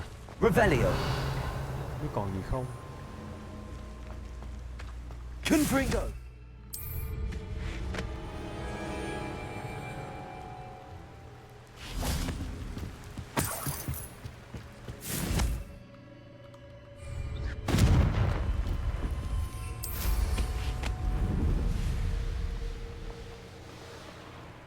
Gì đây?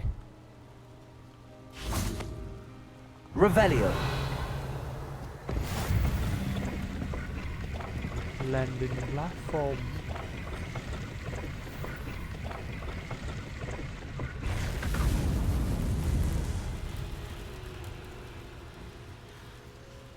For what?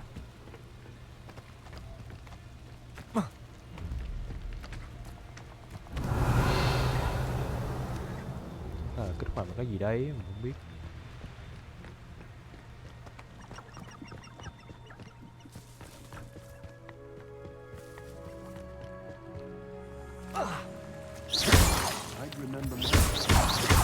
Revelio. Now they're upon me, they tell quite a different story. Levioso. Accio. Confringo. Expelliarmus. You're going to regret that. Accio. Confringo.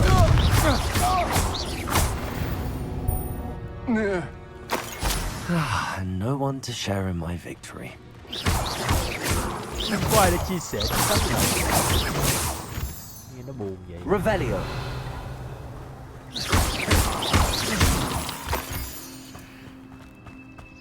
Confringo. Cái này mới. mới này.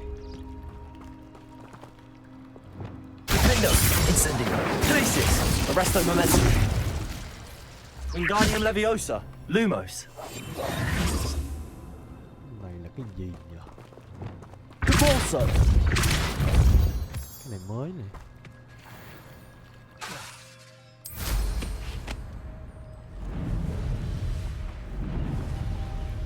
Could it be a Merlin trial? Nhưng mà trộn hết lá rồi.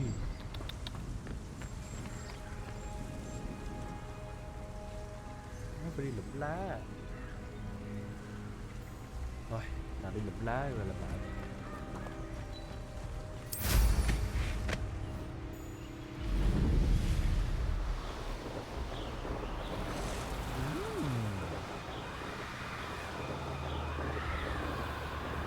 Phải đi chăm lụm lá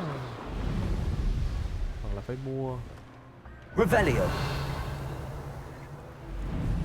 Mysterious and a bit unsettling. What to do? I've always said that travel. I retrieved the helmet from the Ashwinders. Well done. This is sure to impress Ranrock. The helmet shines even more brightly than I imagined. The etchings, the contour of the profile. Remarkable.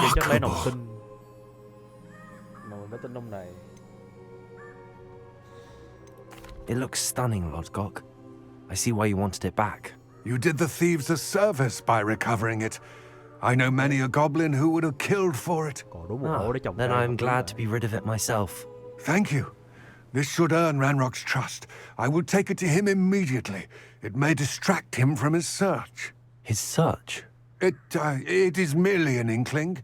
You have impressed me greatly, friend. I am glad that I trusted you. We shall speak soon. Best to keep our arrangement quiet for now. Many will not believe that our aims might possibly be aligned. Yes, sir.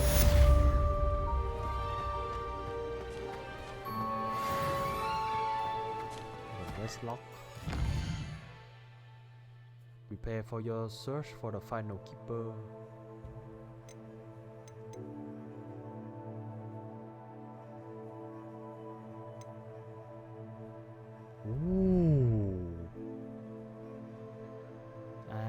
Da, phải lụm tận mẹ 9 cái à.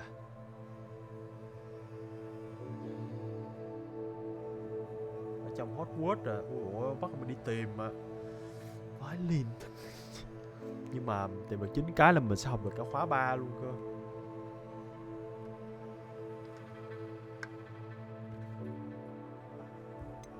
Bây giờ về trồng cái lá kia, sau đó đi tìm. Google á, Google thì đâu còn gì vui.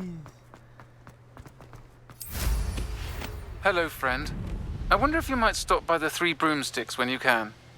I would like your help with something. As I mentioned, my sister Anne misses Hogwarts. She hasn't been herself lately. I'd like to take you up on your promise to visit her with me. I'm heading to Feldcroft soon, so I'll look forward to seeing you there. It's just south of Hogwarts. By the way, hope you're faring well with the blasting curse. It's still one of my favorites. Revelio. Now that you've attended Beasts class, Có nhiều vậy, nhiều mail vậy. to assist you in using further your studies in that regard. Please meet him there when you can. Nhiều mail quá này. I've not heard from my uncle Roland in quite some time. I've been beside myself with worry. Could you meet me in the courtyard? Gì hẹn ra ở courtyard luôn vậy?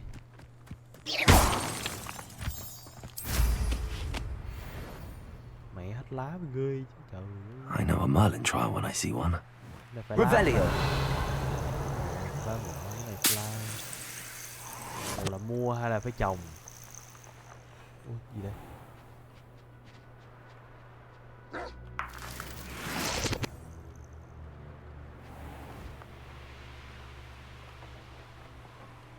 Xem nào. Savage Sebastian. Đi theo thằng đó là bán hồn quỷ dữ, thằng đó tông cũng tốt mà.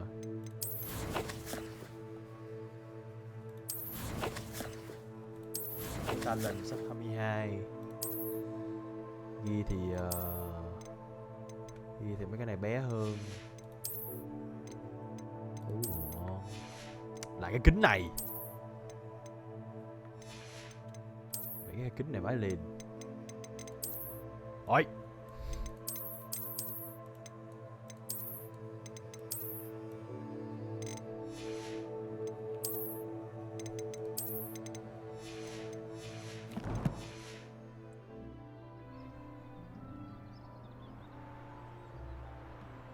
Mua lá của ai ta? Vậy liền có kết giới bay luôn mà. Sometimes it seems all roads lead to Hogsmeade.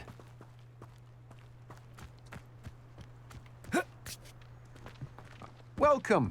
Come on in. Now, where was I? Right. Oh, yes. Phải không ta? Malo Sweet chứ. Ôi mẹ, nó mua hết đi. Now, you let me know if there's anything else I can help you with.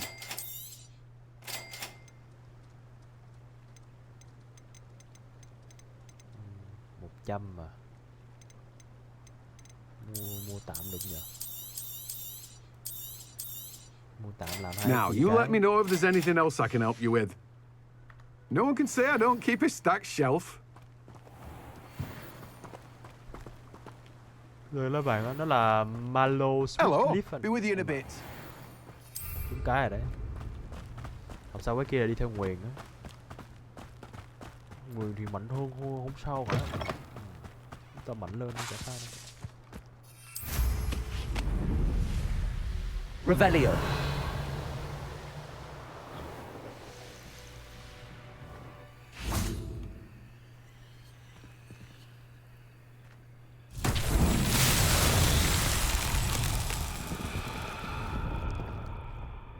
Gì đây?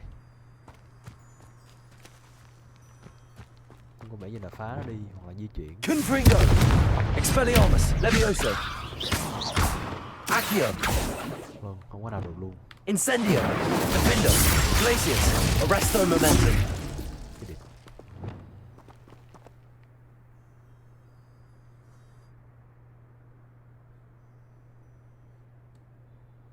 Sao mấy con này là phát sáng ta? Lumos.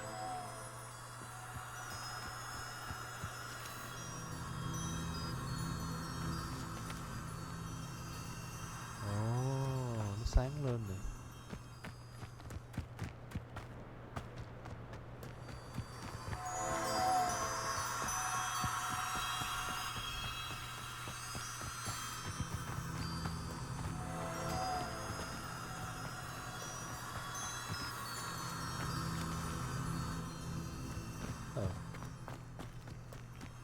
Lumos. Nó chạm vô luôn mà. Đứng lại. Not so tricky after all, Merlin.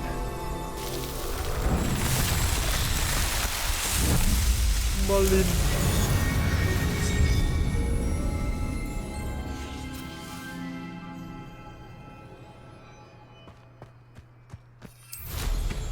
Revelio. Nào nữa ta?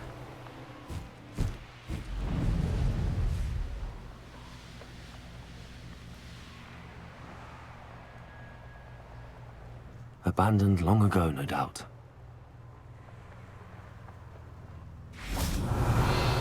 Kéo gì đây?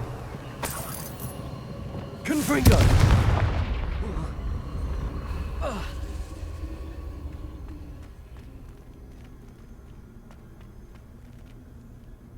Accio.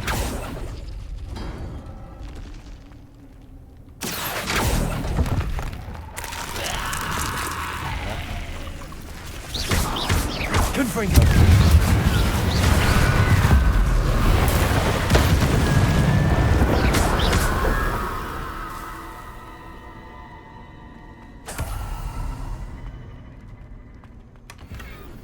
Đó, cho mình xài combo tụt FPS luôn. Accio. Wingardium Leviosa.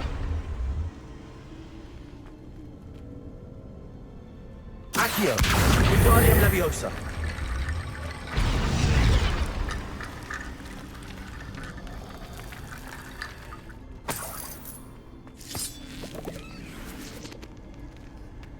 Accio.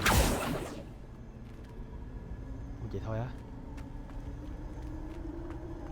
Chỉ là một cái trap. The fuck? Revelio. Accio. Arresto Momentum. Repulsor.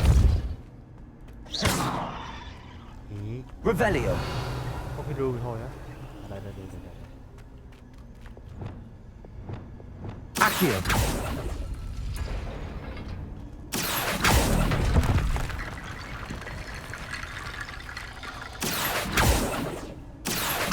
Wingardium Leviosa. Ủa, này là với cậu đi lên không mà?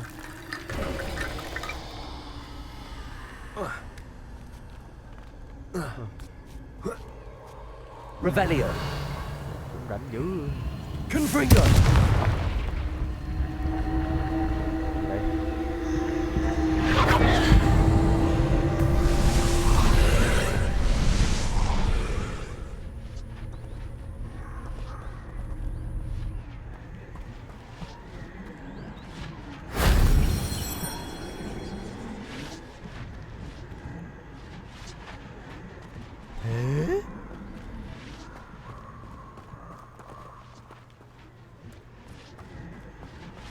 Revelio.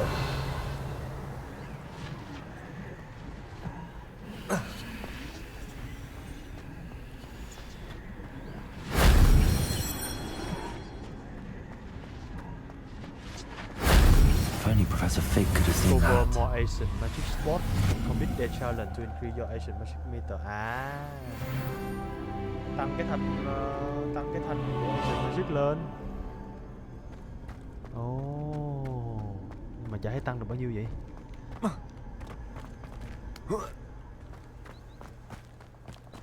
Mình tăng cái phép cổ xưa lên. Revelio. Gì?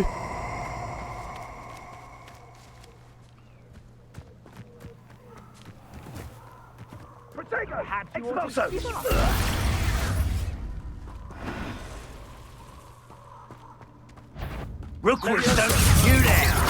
See you! That goblin out. Incendio! You! Leviosa. Expelliarmus. Expulso! Not my best work, I'll admit. Leviosa. Confringo. Expelliarmus.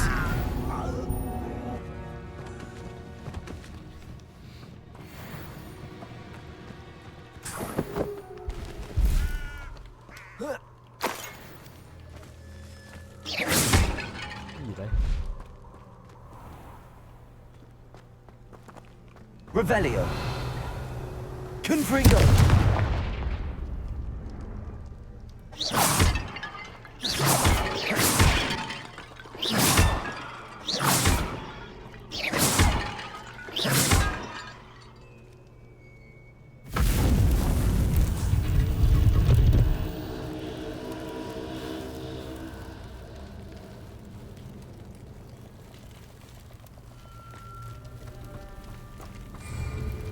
Dark Art Battle Area. Find way of enemy in this battle area with the Infogift, Able Curse, Avacadabra, Ebero, and Crucial, as well as the Blasting Curse configure in addition to their unique and devastating effect. What?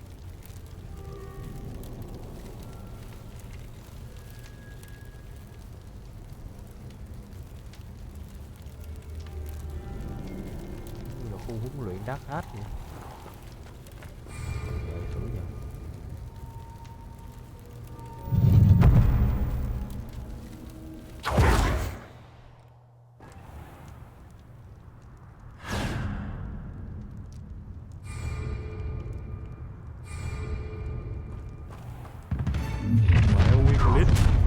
You shouldn't go about stealing objects stolen by others, should you?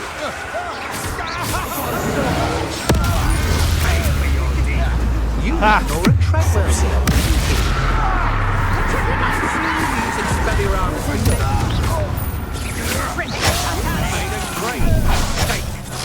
That's just the beginning.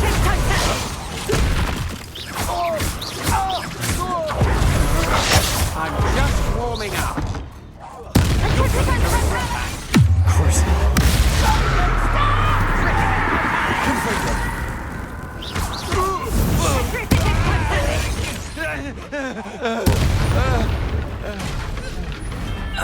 Nobody will believe I defeated the Nashwine. Phải cho mình trải nghiệm mấy phép này à? Such arrogance.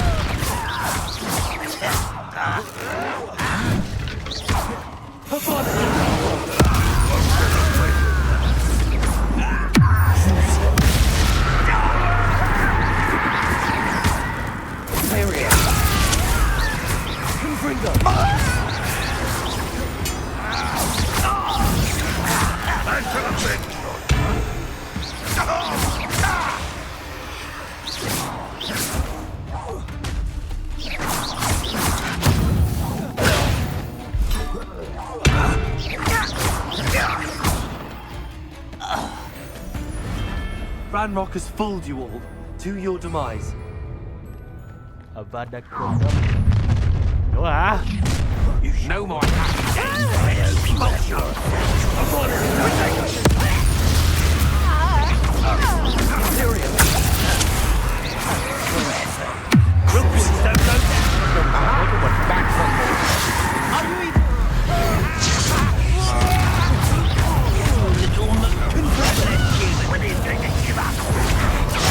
That's it. Where's that goblin hell, you little thief? Incendia! Pay for your deal. Was that just it? You're very good at this, aren't you? Imperial. Coward! You're the one who released Treadwell, aren't you? There you are. Confringo. Let's get this up. You're making cover up what a student speaks of our encampment in the tower. You're weak, you man. You've made a break. How nice of you to stop by.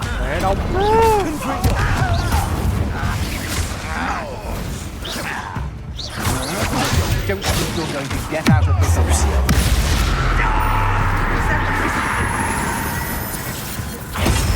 Pitiful. Confringo. This is almost too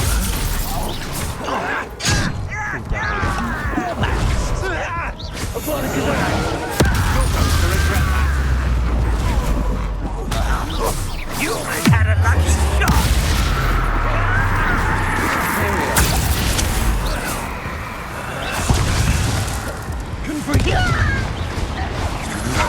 Such agility! All little magic tricks won't distract me. Confringo.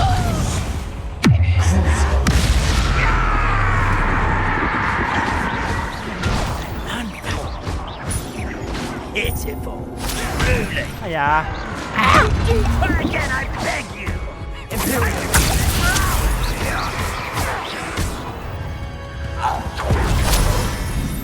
Có chưa? Thôi. Còn nữa hả?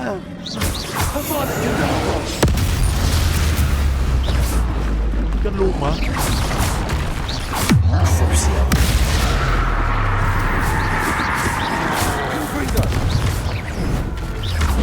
Imperial.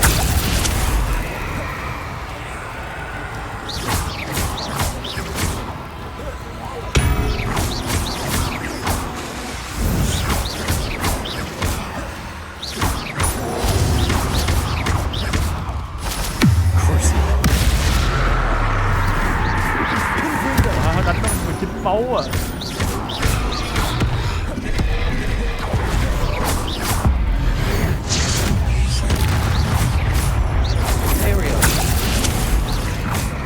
Thế là bật tiền nó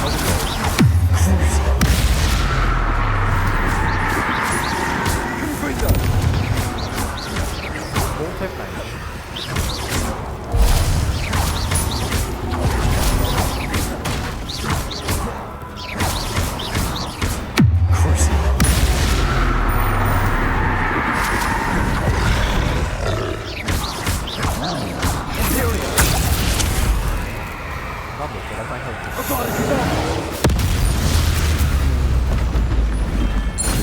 Phép chết chóc mà.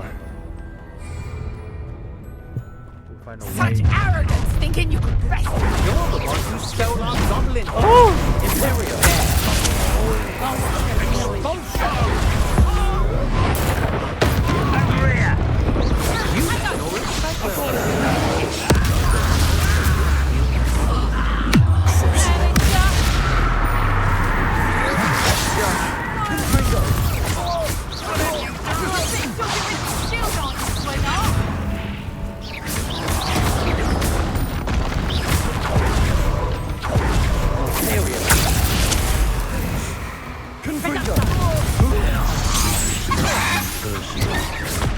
You can't stop us.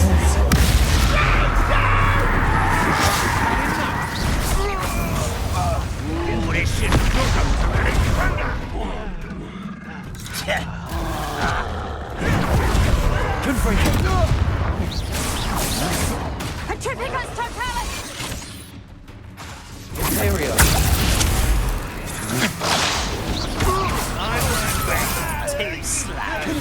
Get away!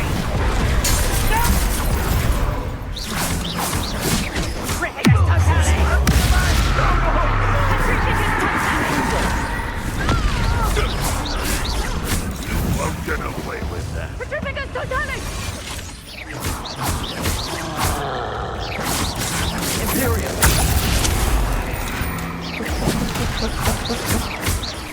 Con này đánh mình hợp lý. It's a student from the town.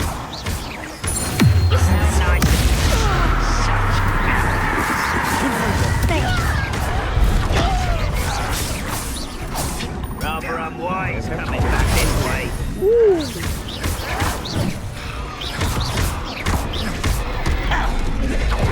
Imperial.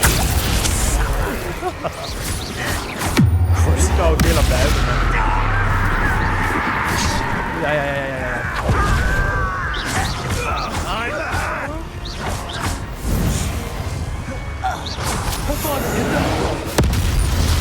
Đó, cho nó chết.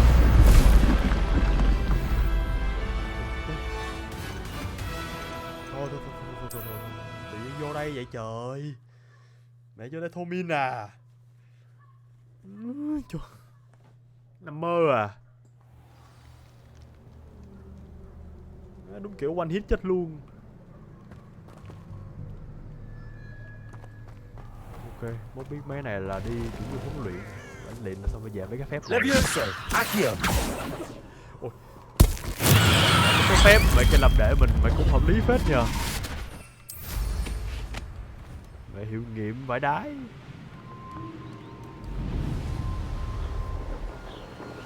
Revelio.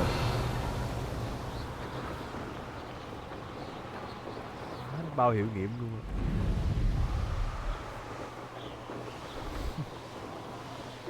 Oh, here's a pleasant surprise. Đấy.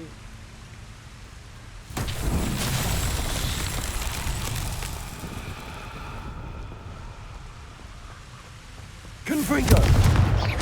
Accio. Expelliarmus. Levioso. Arresto momentum. Glacis. Incendio. Findo. Lumos. Reparo. Depulso. Ném nâng được rồi.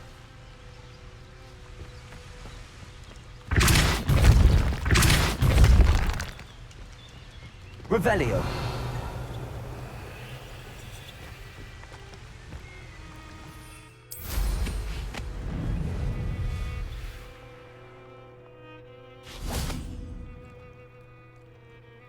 Depulso.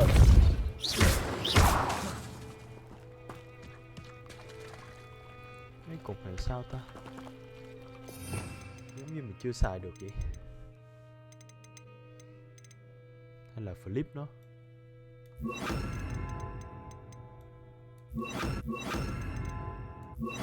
Flipendo. Đúng vậy luôn. Đúng nhờ, nó đổi đúng không?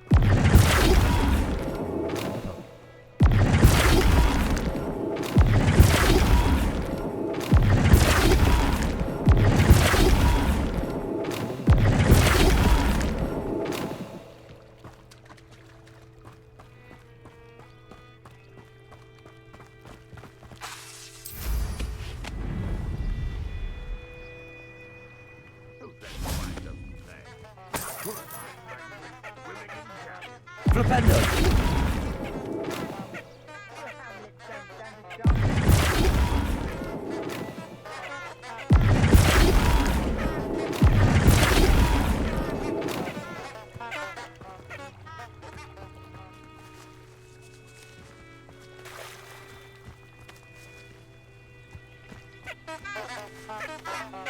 Đổ miên nhá.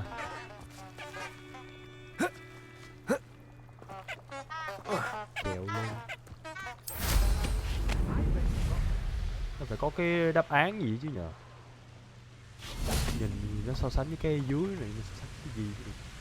Propender.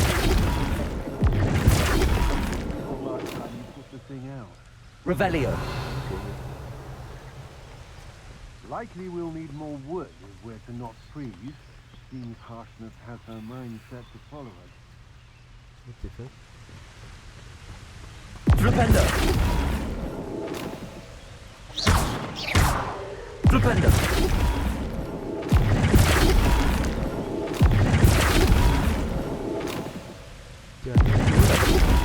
Giống. Có lúc giống lúc không ấy. Có cái giống cái không, cái này thì giống hai cái rồi này.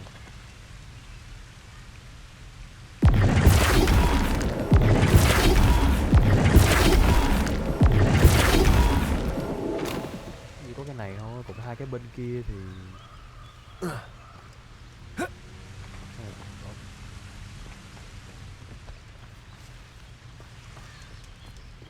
hay là phải đúng 4 cái dưới là được. Propender.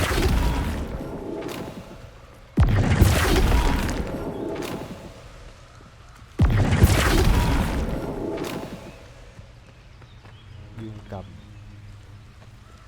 cái chỉ xuống. À đúng rồi à.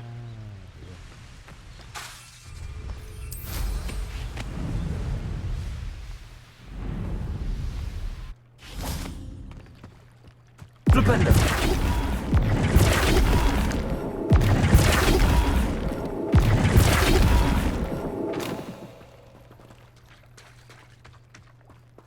Dương cầm thiếu dấu vô cực.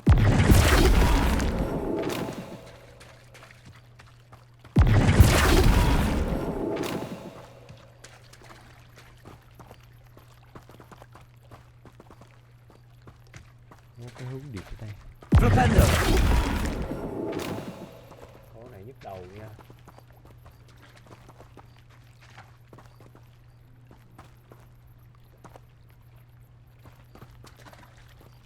Không có hình kia.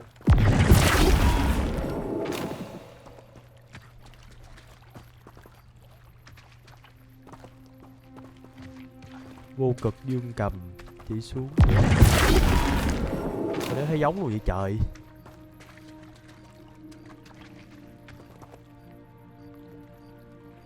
Mà không có cái nào giống luôn mới ghê chứ. Propender. Hay là mình đẩy ra nó sẽ... Còn đây có một cái phép. Accio.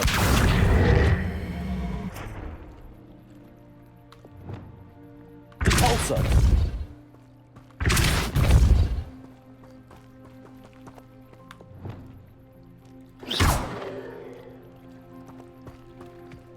Wingardium Leviosa.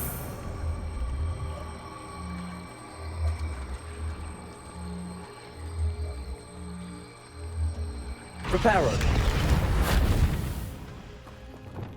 Repulsor. Đúng rồi này.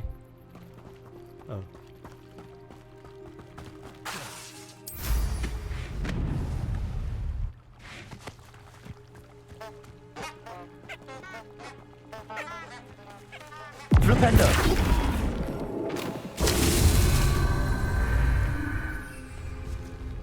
Nghe đầu chứ. Ủa mày mới xong con cái rồi à? Ôi trời ơi, còn phải đúng hướng nữa à? Ôi ôi.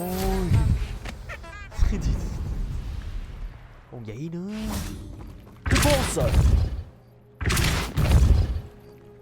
Chơi đủ.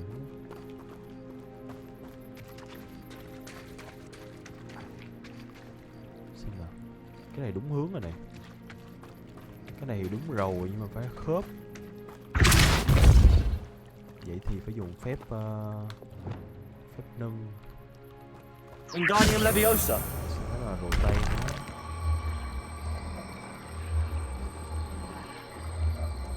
Chỉ có đồ tay được.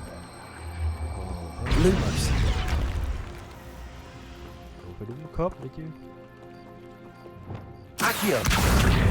Phép nào là cái phép khiến nó xoay nhờ? Cái kia là xoay cái này thì đúng rồi này. Flipendo.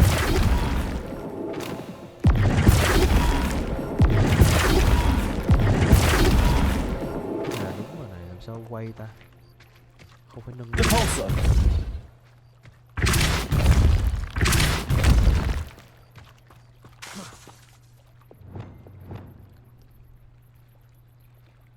Wingardium Leviosa. Này sao không xoay được nhỉ?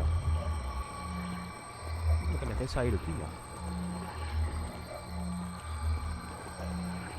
Không cho xoay. Nó đúng đời chứ. Levioso. Accio. Expelliarmus. À hay là phải đánh đúng hướng. À phải đánh đúng hướng.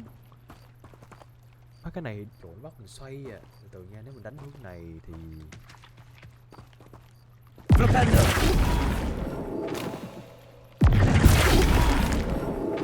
Rồi.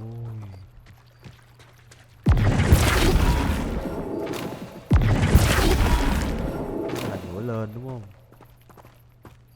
Ngửa lên thì cái này muốn ngửa lên thì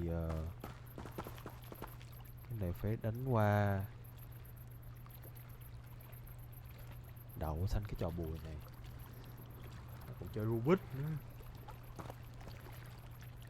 Đánh lên cái, xong rồi lên kia cái, xong rồi đánh lên cái kia cái là sẽ lực về hướng này.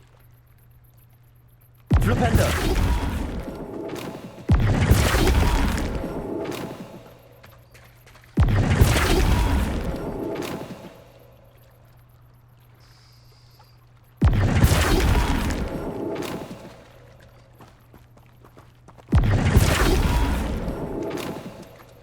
Sao nó còn phải đúng hướng nữa chứ. Từ nha.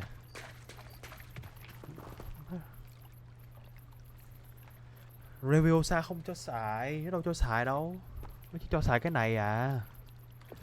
Mấy cái phép kiểu đây này, mấy cái phép rồi.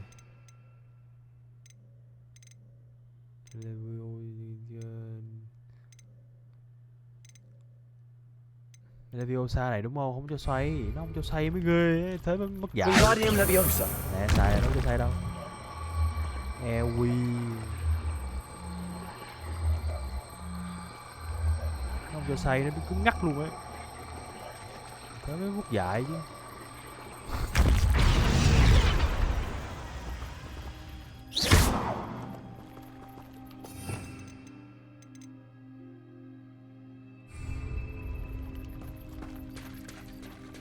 Wingardium Leviosa. Xoay ta. Không, nó đế cho xoay nè. Nó xoay được đấy, nhưng mà nó đứng yên.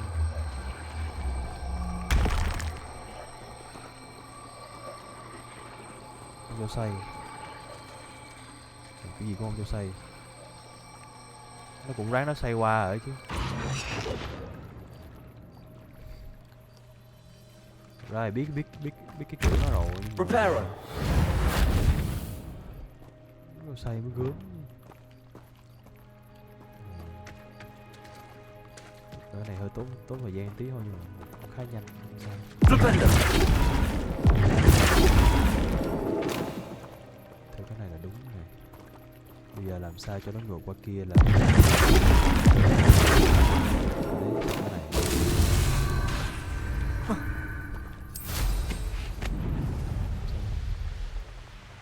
Coi như mình biết bố mình khỏi xài cái phép khác là được. Xài phép này thôi, thực ra cũng không khó lắm đâu.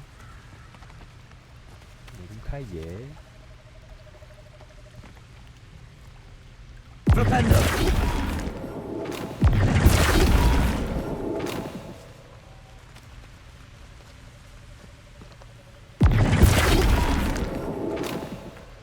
These Merlin trials won't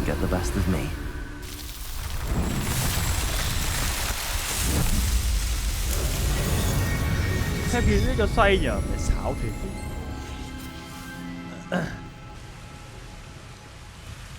Biết cái lật 2 lần rồi mà coi phép nào xài được không? Không thì chỉ có mỗi phép này thôi. Revelio. Cái cam kia lại có người ấy rồi.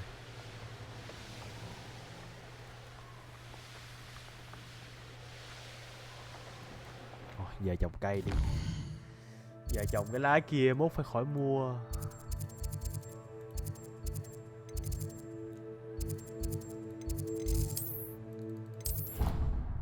Game gì á? Này là Hogwarts Legacy á. Deke. Ah, Deke is so happy to see you. Deke noticed this bag in the room the other day. You must need it to help with your schoolwork. Deke has seen one of these before. Deke calls it a knapsack. Knapsack. Gì vậy? Perfect for gathering and transporting beasts. Cái gì? Pleasant Gathering little and breeze. transporting. I have been thinking about something Professor Howard said in Beasts class, that I should study as many beasts as I can on my own time. She also mentioned that poachers have been active in the area. Giống như đi bắt thú vậy ta. So, perhaps the beasts will be safer with us than out on their own. Precisely what Deke was thinking. You see, the room knew exactly what you needed, and luckily, Deke can show you how to best use the knapsack and where. Come along then. Giống như bắt thú vậy. Our first stop will be beyond the castle grounds. We can leave now, or you can come and find Deke when you're ready to go. Let Deke know when you are ready to leave. Đồ đó trồng cây đó thầy ơi. Trồng một cái lá mallow sweet. Giờ trồng.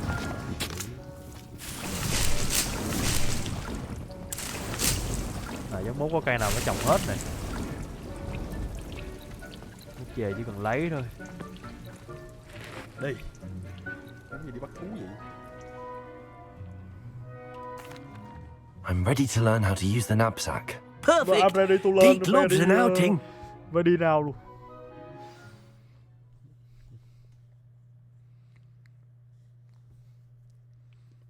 Túi thần kỳ.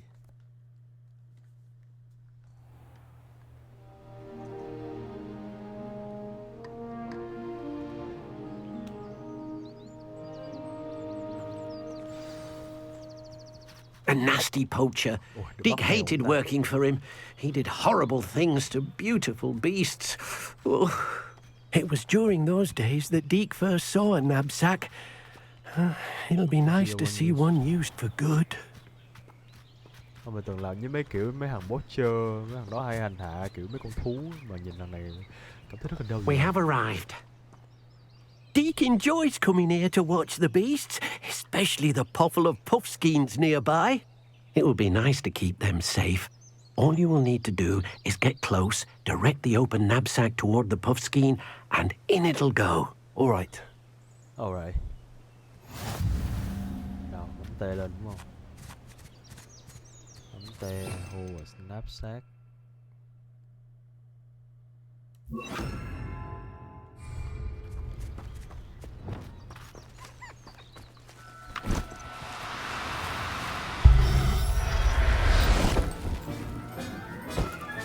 You got one. Rồi sao? Vậy I managed to rescue a puffskein. You can rescue as many as the knapsack will hold.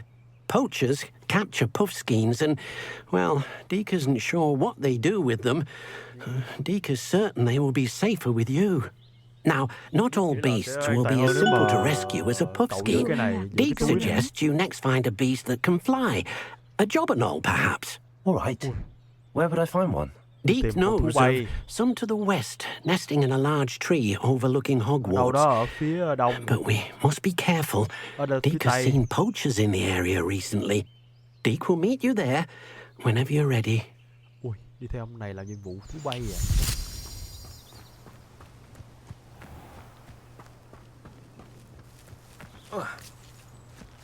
Hello? Hello? Xem nào. Ở đây à? Thế bay luôn cho rồi.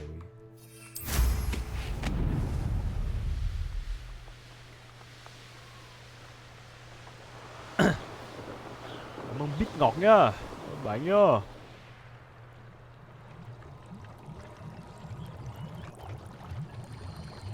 Bắt một cặp về sau ít giống luôn á. What the fuck. Ở đây có gì?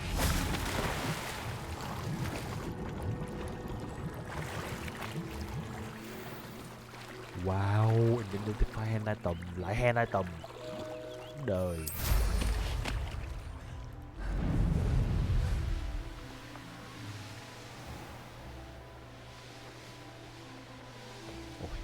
Ước gì có mấy này ngoài đời này. Đi khám phá ỉa luôn.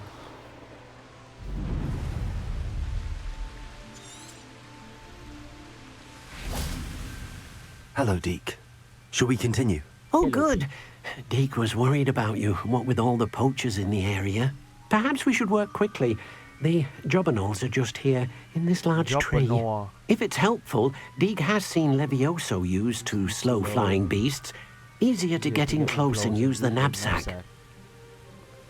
What if I can't find any beasts? What if I can't find any beasts in their usual habitat? Beasts won't stray too far from their homes. Look nearby or simply wait a moment and they should return. Tìm xung quanh là được. Rescue elusive beast. Do you have any advice on how I can rescue more elusive beasts? Levioso is not only helpful when rescuing flying beasts, it can also help rescue beasts that are generally hard to catch. Try using that spell the next time you encounter a small or otherwise elusive beast. Then I shall go and rescue a jobberknoll. Good luck. Deke will be waiting. Levioso. Levioso là phép này đúng nhỉ? Ở đâu rồi?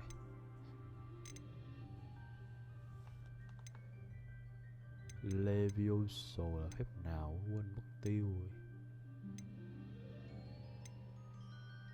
Ở đây à? Phép cơ bản nhất.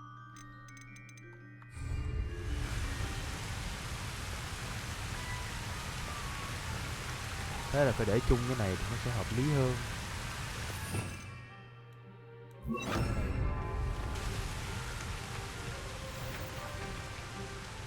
Levioso.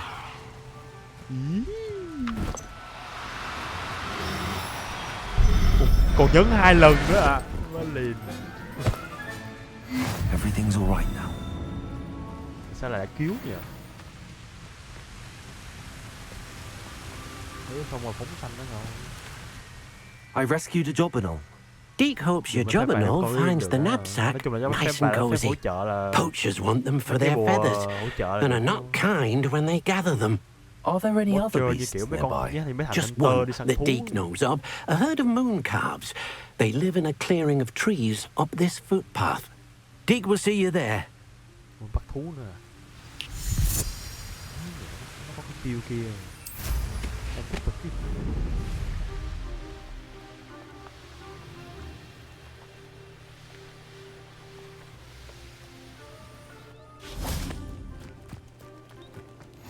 How nice to see you, my young friend. Hello, Deke. Is this the clearing you mentioned? It is. Moon calves gather near the large tree with the spiral pattern in front, but only under the light of the moon. So, unfortunately, unless you have a way to hasten time, you might sometimes have to wait until nightfall to see them. How did you come to be a... How did you end up at Hogwarts after working for your former master? Deke's prior master had no family, so when he died, all of his house elves were relocated by the ministry. Deke was the most fortunate one, as Deke was sent to Hogwarts. Deke's friends were not as fortunate. I shall go and find a moon calf then. Deke will be waiting for your return.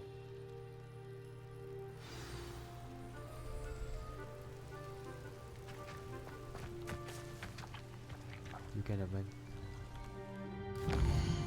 Phải tới đêm mấy con kia mới xuất hiện. Có mấy con gì ta? Mooncalf. Ôi, chắc muốn bắt mé phượng hoàng hay gì xong rồi về cưỡi là hợp lý.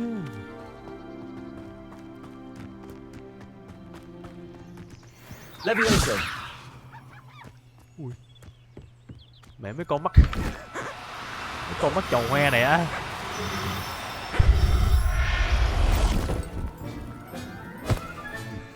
I'll look after you.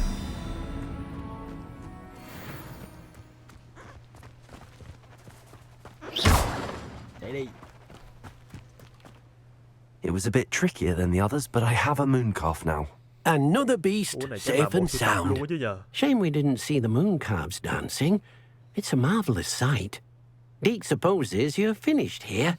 He'll be able to rescue many more beasts, but for now, let's bring the ones you've gathered back to the room. All right. Deke will meet you back in the room whenever you're ready. Sở thú rồi. Ôi, tôi chắc chắn là cuối game này cái phòng của tôi sẽ trở thành một cái sở thú. Mày hứa luôn.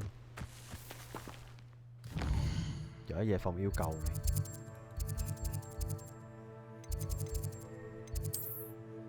Mục tiêu là sở thú The Room of Requirement. Mua nhiều tí, mua 120 vạn con á, what the fuck. Có luôn á hả? There you are. Now, we need to show the beast you rescued their new home. But, not enough room to let them out here. Imagine all those beasts running amok.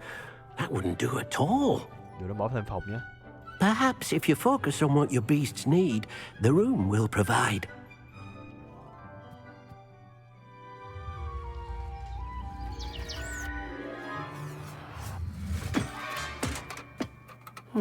What exactly did you think of?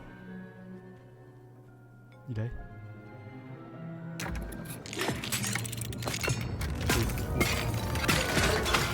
Heavens! You've done it! Má to quá ha. Deke isn't sure. Only one way to find out. Hay là vô nó bỏ to hơn. Meet you inside when you're ready. Mẹ đi trong kia nguyên cái rừng luôn vậy. Má cỏ gì đây?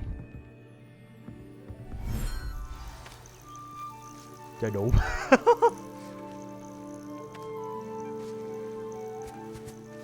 Look at this. It's amazing. Where are we, Deke?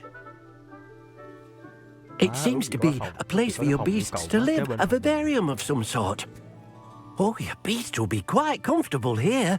They'll live healthy, safe lives. Perhaps you want to release them. Let them see their new home. Hack to open the beast management menu. Select a beast from the inventory to add. Beast can be raised with queue in the Highland.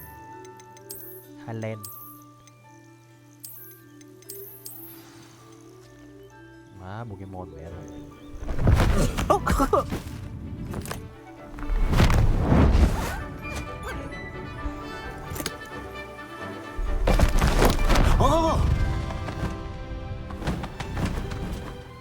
Nó mà tưởng chứa trong cái phòng chứ.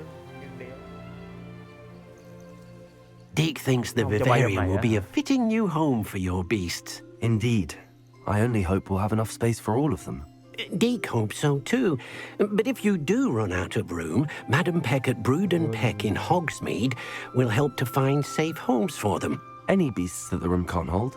Yes, she's well known for helping to care for beasts in need, and she'll give you a fair price for them. Speaking of care, beasts that are well fed and groomed will provide you with valuable magical materials, such as puffskein hair, for example. If you gather some magical materials from your beasts, Deke can show you how to use them. Very well. I shall let you know when I have some. Tap and then hold. Trời ơi, game nuôi thú rồi, bro.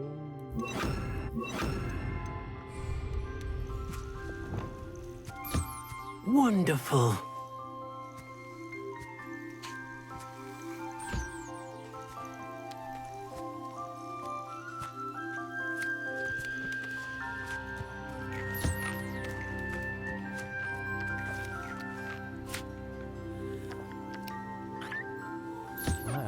Ui. Ui, để ý con búp skin này nó có một cái hình ngôi sao nha. Deek's no herbology professor, but con tin Anh some hay sao plants á. here seem to be ready to harvest. Mà sao giống Pokemon vậy? Đúng không? Con này hình ngôi sao này.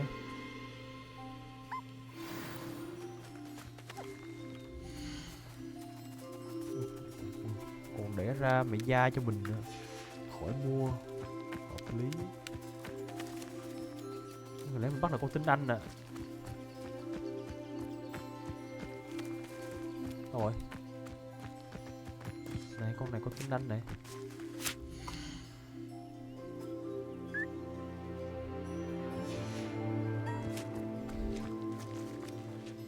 The Sim kết hợp với Tycoon. Một chuồng được 4 con to. Update gear. Collect ở chopper feeder. Đâu rồi?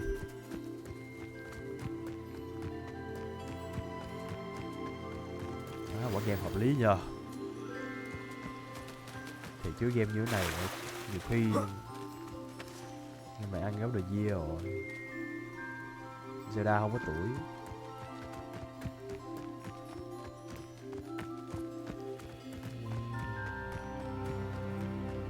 Bắt thú rồi bắn. I've collected some magical materials, Deek. Now, Deek can show you how to use them. First, you'll need to use this spellcraft to conjure an enchanted loom. An enchanted loom? Exactly. It will allow you to use your magical materials to weave magic into the very threads of your clothing, making your clothing more useful in a variety of ways. Why don't you try it? Deek thinks you'll be impressed with what the loom can do. I'll go and experiment with the loom now.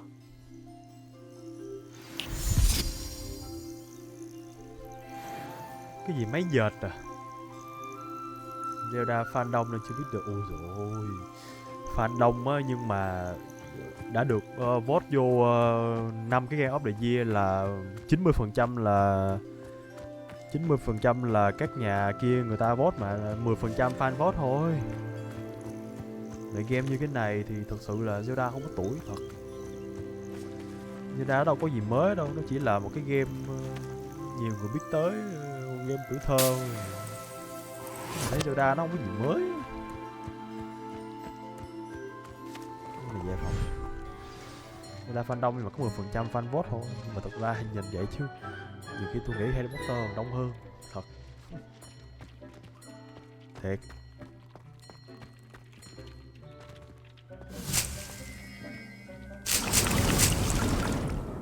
Fan vote có 10% thôi.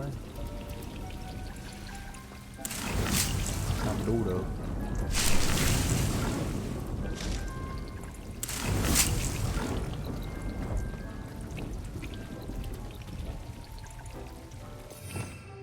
Mấy game như thế này mà như chắc dính gáo đời diêm mở xong cho thêm vòng nữa nhờ, chứ ít vòng quá.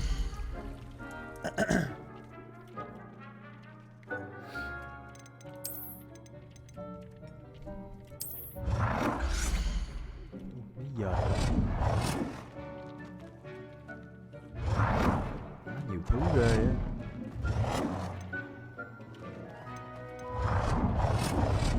Nó để cho phòng kia thì nó xa quá. Ở đây hợp lý.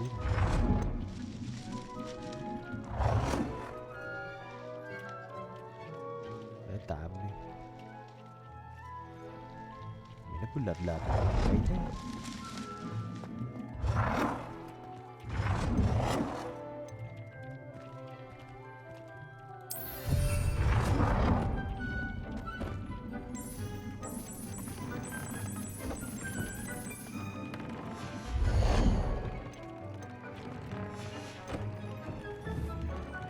Agile tên item uploaded.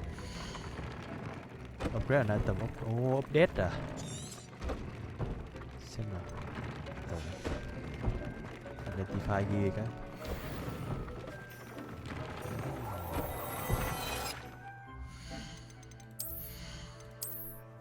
Lắm bao tay thế. Ok, số tàn là unscratch target. Ở trong khu nuôi thú được không? Không. Khu nuôi thú chỉ để nuôi thú. Ok, chật tí đi, không sao. Mốt nào chật quá thì mình bỏ vô cái phòng kế bên. 53, 56.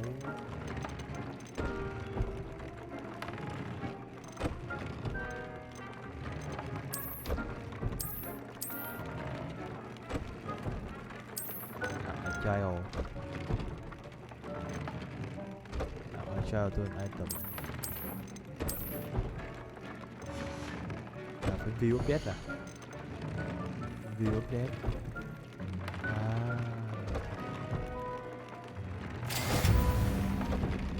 Còn thu thập đồ để nâng cấp đồ à. Cái gì đấy, bỏ làm chi kỳ à.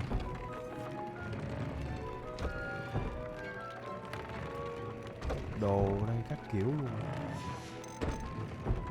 Đó là try to an item uploading. View child. View child. Cái này làm sao?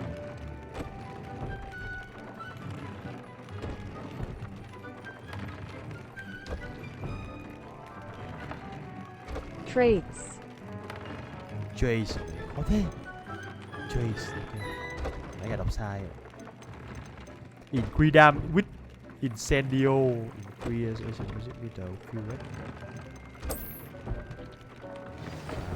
Mấy cái skin con kia là dùng để thêm để update mấy cái này. Ui còn nhiều lắm. Rotago shield, decrease damage taken from dark wizard, discover. Ôi, cái gì á, nó nhiều thế. That came out nicely.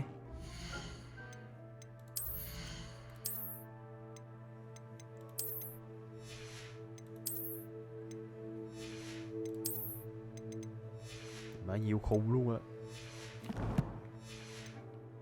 I should show Deke. Deke đâu rồi?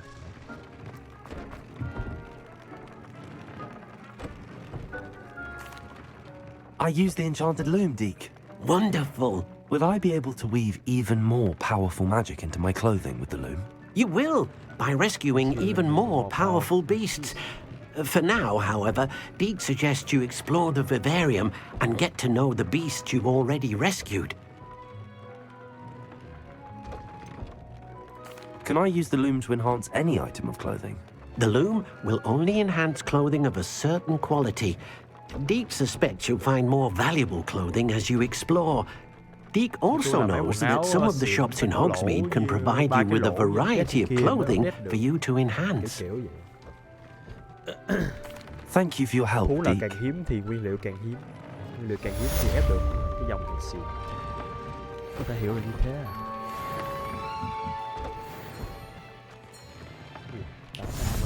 Bây giờ mới xong 8 cái main quest. Kìa đâu hết rồi.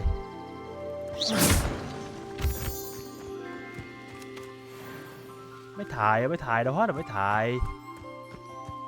Ở đây. Vô đây có cái hang luôn hả? Đuổi chổi. Em mới có đó cái bàn dưới hay sao? Ui. Mày kêu này có bắt thú dưới nước rồi. Mở thành cái thợ thú mẹ. Cái game phải liền thật đấy.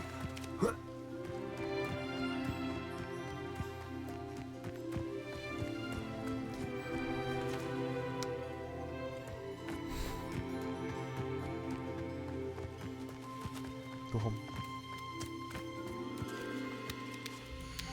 Mẹ tháng 2 là tháng của những siêu phẩm mà. Liền thật. Tháng 2 năm trước có Elden Ring, tháng 2 năm nay chắc có trò này à.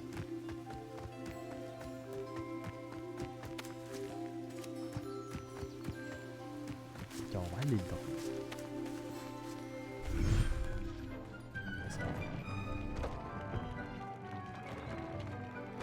I'd like to ask you about changing the room's ambience. Of course. What sort of overall look most appeals to you? Ủa, nếu mình chỉnh nó trong thì bên ngoài sao? I'd like the room to feel mysterious and eerie, as if I'm in the Forbidden Forest, surrounded by shadows. Oh, sounds perfect.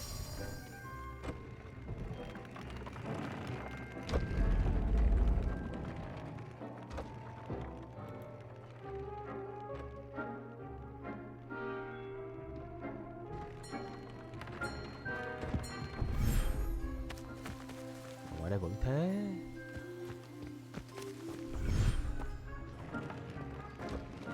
Ở trong tối ác. Chắc nó sáng hơn.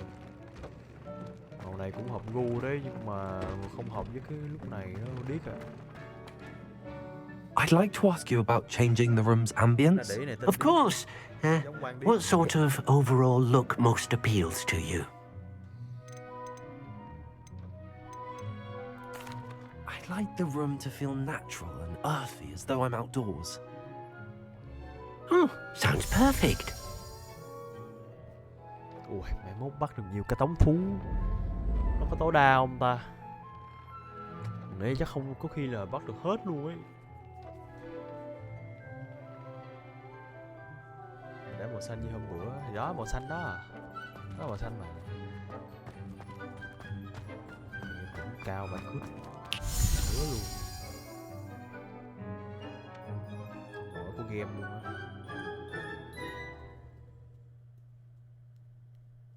Có slot trong vườn à?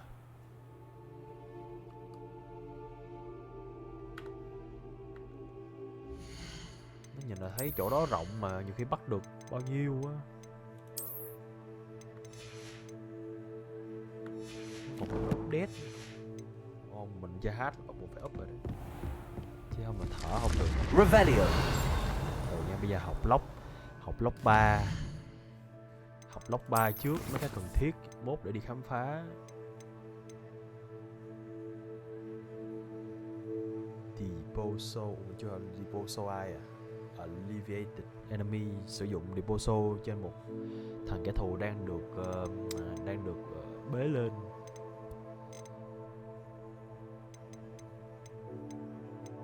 Này, nhưng mà phải lấy 9 cái moon cơ. Bây giờ 9 cái moon là phải, nói chung là ở trong HOGWARTS đúng không? Bây giờ mình đi một vòng HOGWARTS để mình tìm mà. Nó phải đái thiệt, còn không đi tìm thú. Mà nhiều trò thế.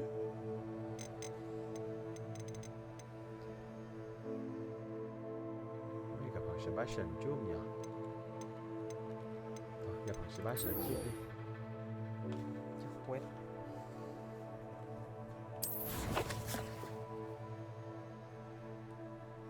Cái đéo gì xa dữ vậy?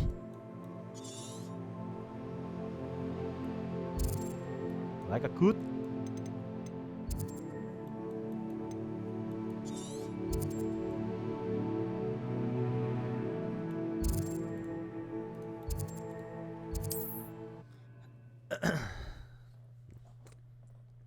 Google để tìm cho nhanh á.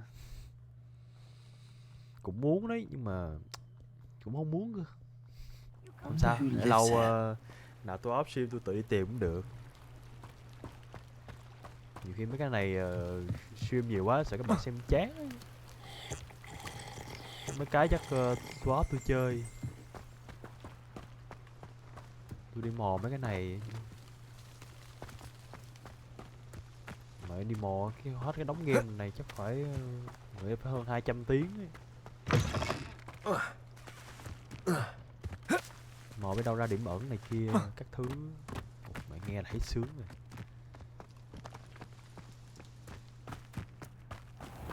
Tìm chung cho vui hả? Aloha Mora. Thấy không?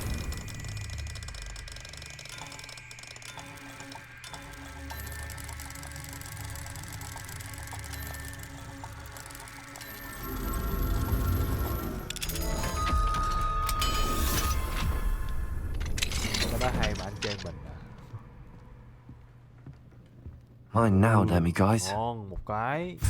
Đấy, mình ngồi mình tìm tí là ra được 9 cái ngay ấy mà.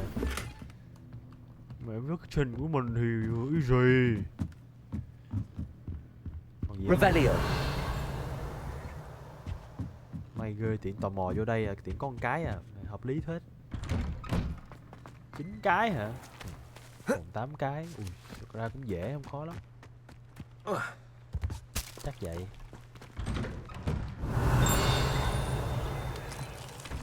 Sao nhà này bị nghiêng rồi?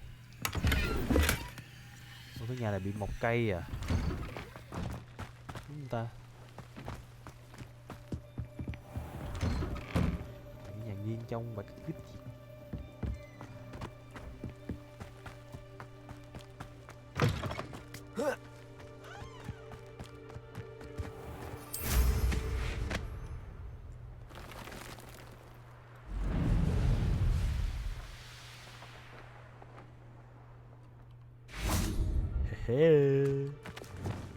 Leviosa. Wow. Cái gì?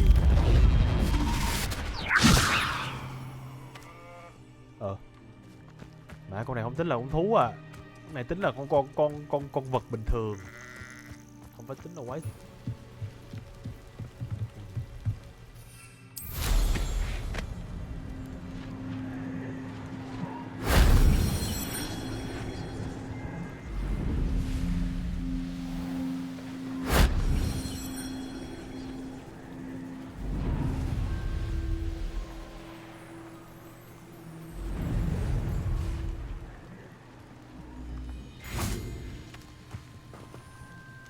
Revelio. Next story, the oracle say that this dolly was left a tribute to a beloved house elf who dreamed of one day wearing it. Wow.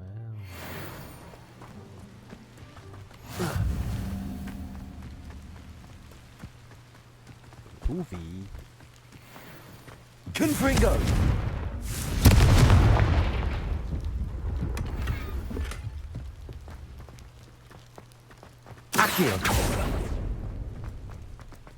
This looks intriguing.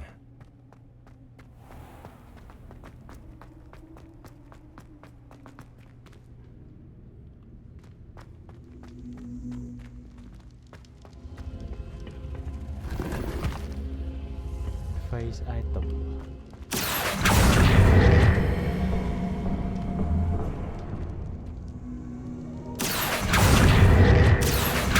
Guardian Leviosa. Confringo.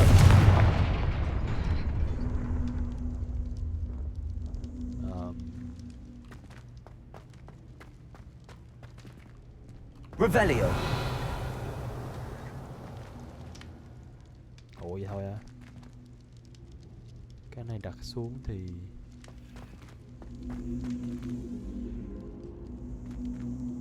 ủa là sao? Xem như cái này bị lỗi vậy, đáng lẽ nó phải là một cái cột này tất cả đều phải lên đúng không? Sau đó mình phải đẩy cái cục này vô. Hay là phải dùng phép? Expelliarmus. Confringo. Incendio. Đúng rồi mà. Defendo. Ủa là sao? Nếu đúng hình như nó phải là mình dùng cái phép Leviosa mình nhân lên xong mình đặt xuống đây, xong rồi mấy cột này đi xuống. Nhưng mà cái cột này là một cái cột, có một cái cột vô được, nên là mình lấy được cái rương à. Phải không nhỉ? Bên trên có gì đâu, hay là kích hoạt gì à?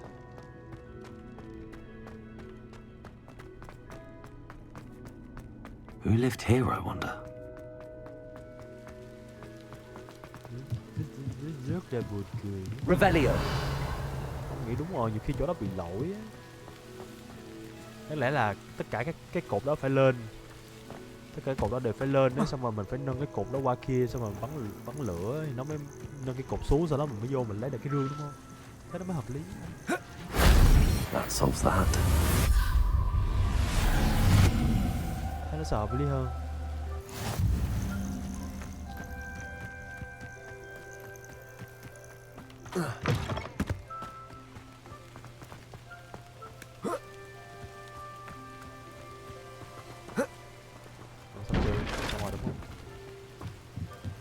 Cái dưới chắc là thế rồi.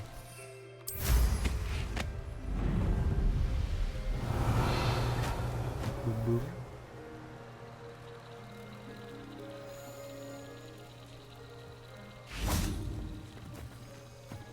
Dark Mongrel. Ngu chứ mình thu sói đụng nè.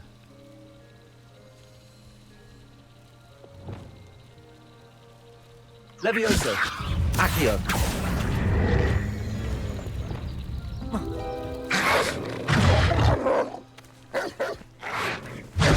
Levioso.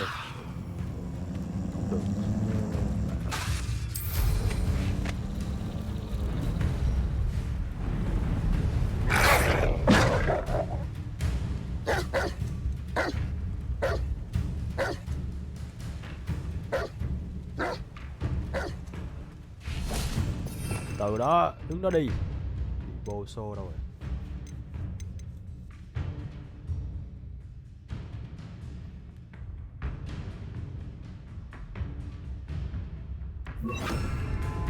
Compulsor.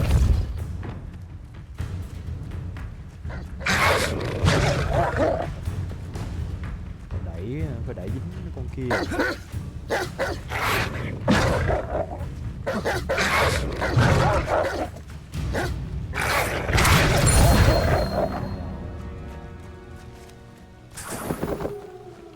Không bắt sói được nha.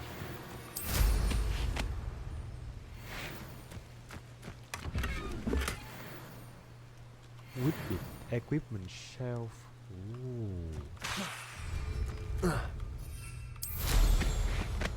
Revelio. Nhiều thứ đấy.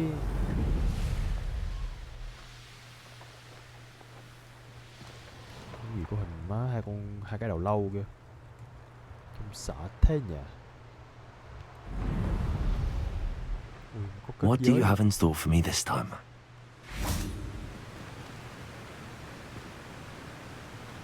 Nhiều thứ để mày mò ấy.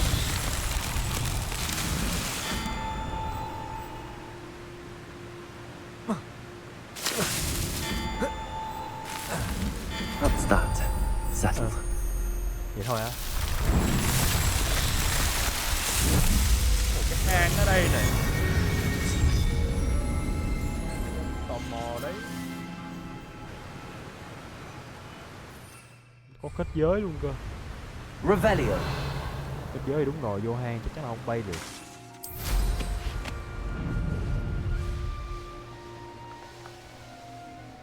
Chứ không cho bay trên đây vậy. Ây da, nó bắt mình. Ủa đâu? À, mình phải đi vòng.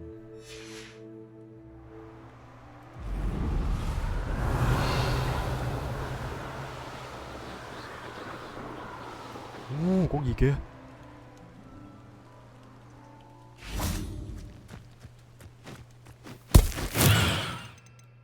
Chết mẹ, nhấn nhầm nút thả kia ra chứ. Đờ.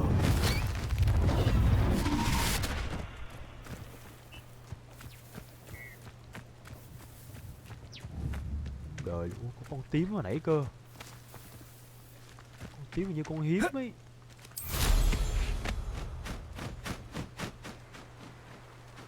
Bà mẹ. Ở đây.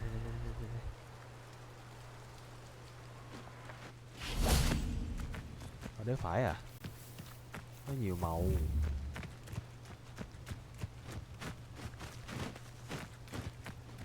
Levioso.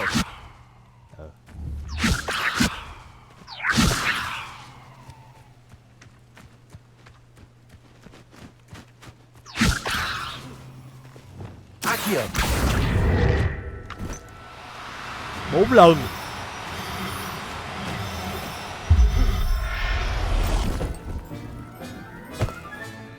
Professor Howard will never believe this. Revelio.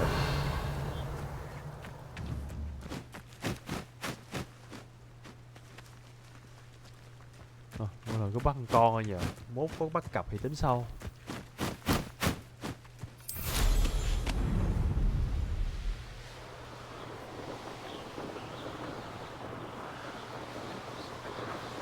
Mặt nó rầu vậy, mặt nó thế.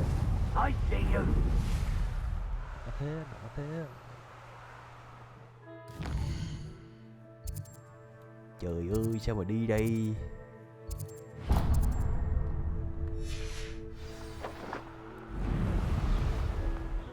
Bán bố cung khác màu bán bắt giá hả? Có bán nữa hả trời? Như vải liền vậy. Revelio. Hello. Do you have anything for sale? Hello. It's not often I see Hogwarts students here during the school year. I'm Priya Treadwell at your service, and I sell a variety of traveling necessities. Bán đóng máu kìa. What do you have for sale? Let's have a look, shall we? Bán cái chổi.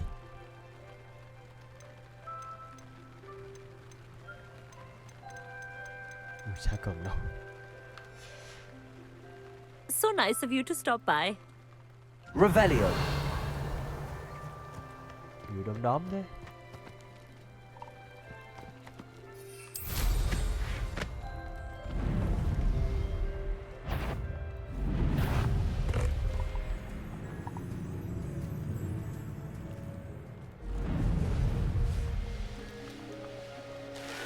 Tôi chết chóc phải cứt.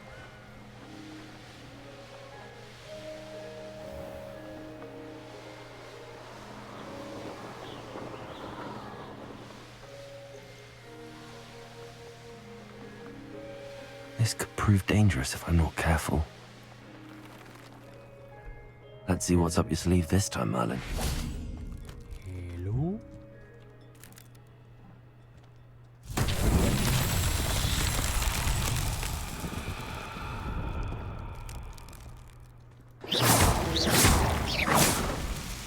Ok, gì đây?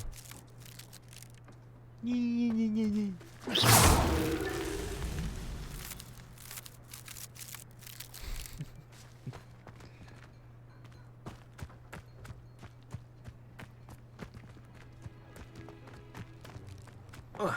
Vải liền, cái nhiệm vụ của này là gì? À đây à.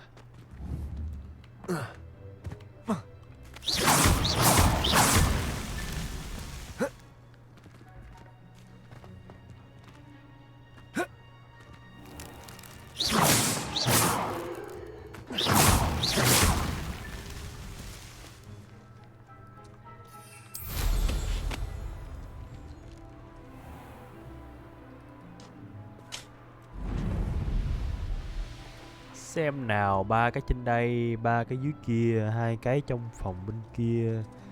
Nếu nhớ đúng thì cái nó phải nằm ở đây nữa thì đúng hợp lý. Revelio. Revelio thì sao? Revelio không thấy mẹ gì hết. À đây, mẹ núp xa thế. Merlin himself would be proud. Xa để có bắt được Phoenix. Phải liền nè, được nữa hả? Hình như là có bắt kiểu gì cho có thú hiếm trong này. Vụ gì đây? Excuse me, madam. I thought I heard you say something. Yes, indeed. Talking to myself again. I find myself to be quite the engaging conversationalist since my husband passed. Madam Althea Twiddle, pleased to meet you. Nice to meet you too, Madam Twiddle. You know, you might be interested in this. You young people love this sort of thing. My husband often ruminated on the mysterious statue just outside our hamlet. Some sort of archaic puzzle involving vases, he would insist. I stumbled upon it today when I had a burst of energy and extended my morning constitutional a bit longer than usual. An archaic puzzle. Sounds fascinating. You see, I suspected you'd be interested. And wait till I tell you about the rumours surrounding this particular puzzle.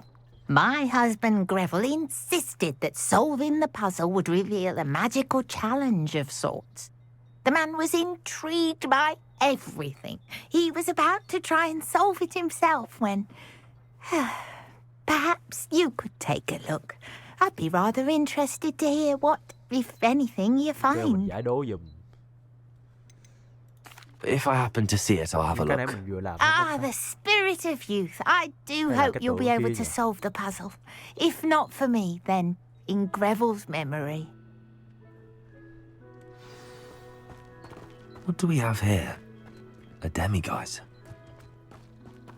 I should look into the statue Madame Twiddle mentioned. Off on another adventure, are we? Oh yes.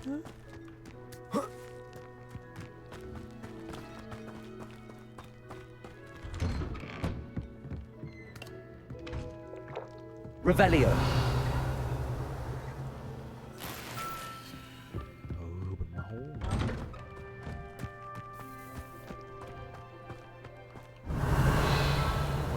Có cái cửa nào khóa nhỉ? I should investigate. Trong kia có gì kìa? Aloha Mora. Aloha Mora.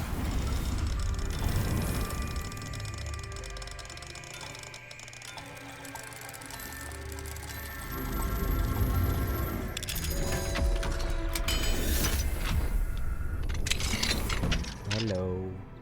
Hello. Là Momo nhô. Momo nim. Revelio. Sao vô đây chả có gì vậy? Thế thôi á. Giống như cán đũa vậy. Đúng là như vậy luôn. Để còn gì vậy?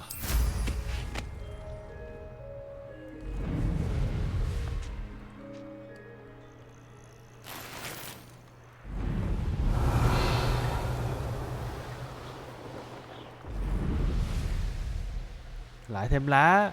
Ôi, mẹ nhiều thiệt ấy. I know a Merlin trial when I see one. Revelio. Đủ không ta? Vẫn còn ngon.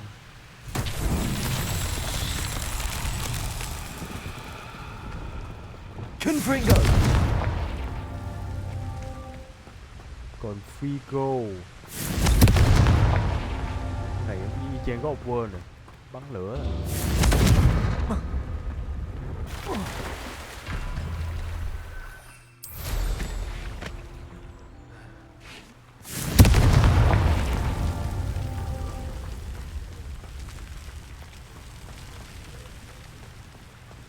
Bắn cùng lúc à?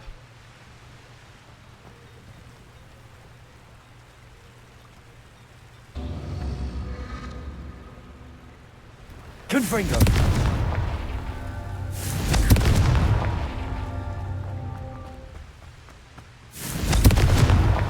These Merlin trials won't get the best of me. Nếu mà mấy cái nhà khóa cấp 1 dễ ra chứ. Đúng rồi. Thì nó phải mở ra, phải lấy được mấy cái mặt trăng rồi mới mở ra 2 level 2 level 3 đúng không? Hợp lý mà. Wonder if I'm safe to explore in there. 3 nó khó hơn không? Hay là cũng vậy? Ở đây có một cái ổ quái thú gì vậy?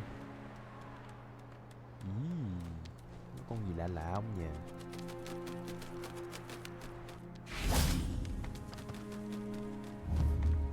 Golden Eagle á.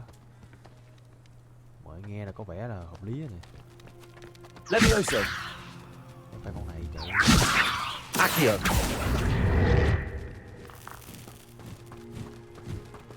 Only Magical Beast.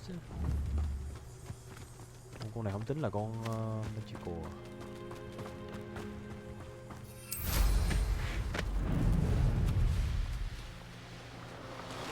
Cái con bình thường nó không ấy. Còn đúng cái con xịn. Cái con gọi là thú thú lạ, thú phép. This looks like the statue Madame Twiddle mentioned. Trong này đánh nhau. I suppose I should try to find all the vases.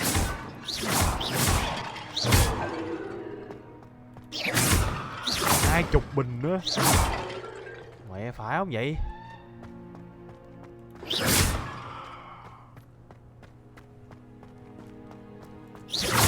I think there should only be a few more vases. Ơi 20 bình. Chi vậy?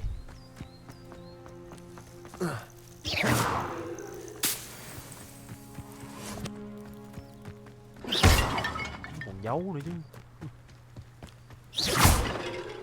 Revelio. I'm nearly finished. One more vase. Kìa.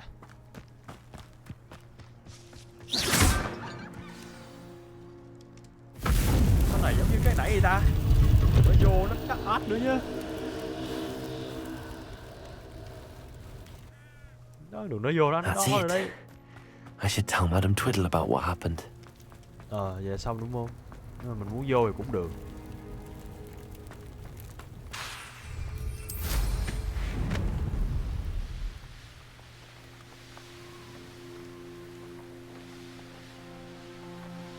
Revelio. Mày thích vãi liền thề.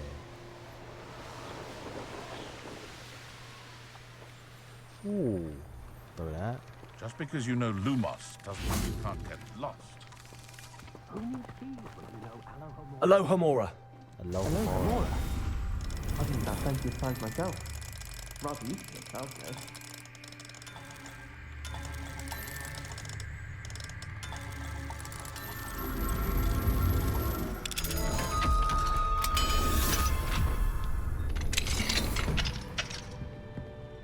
Bánh. Revelio.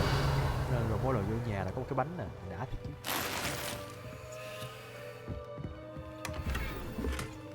Never started, status. Cái tượng gì đấy.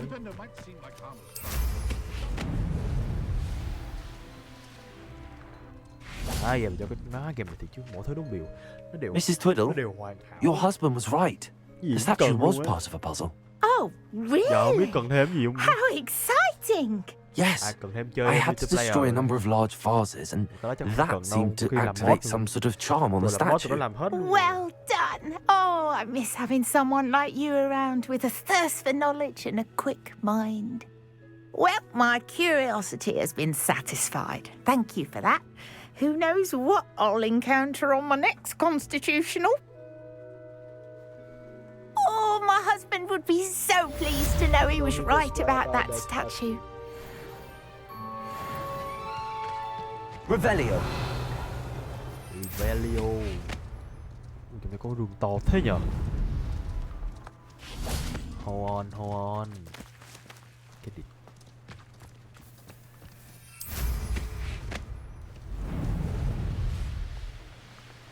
Không gì chứ?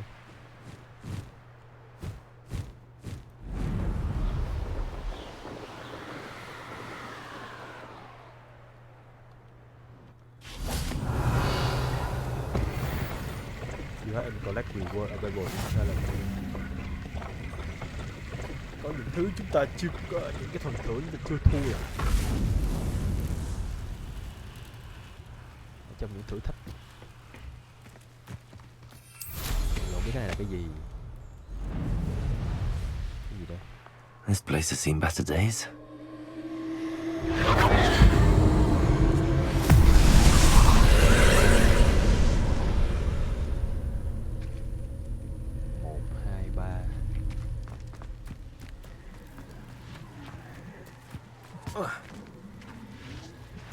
Confringo.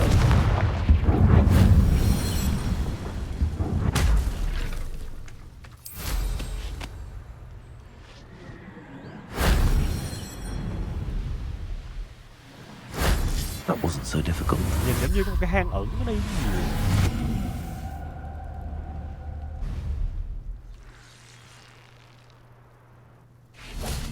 Wow, một cái hang. Hang chưa vào được rồi.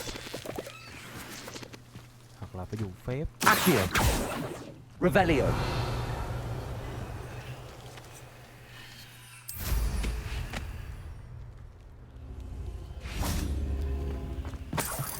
Gì đây? Phép băng à? Đúng nhỉ?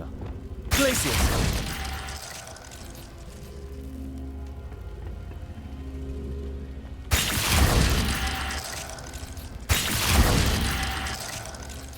Nhìn giống phép băng mà ta. Băng yêu cái gì đó. Revelio.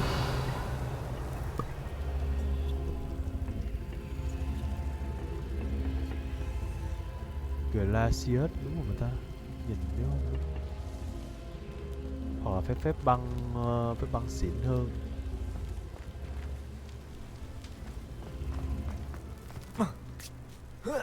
Để cái này hình nhà ăn rắn.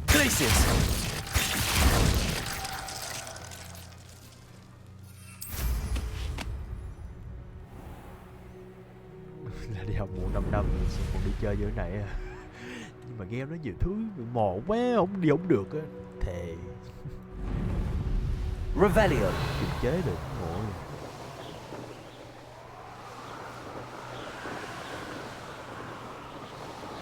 Sao mà đỡ được. Lắm ếch vậy.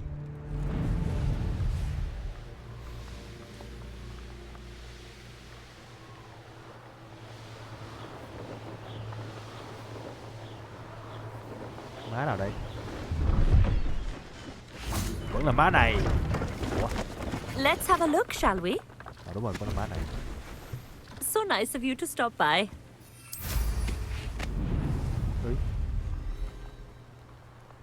Gì đây?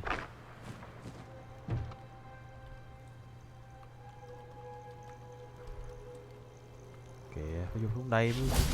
Mẹ vô lý, cất chổi trên đó được chứ. Thề. Accio. Wingardium Leviosa. Rồi sao lên?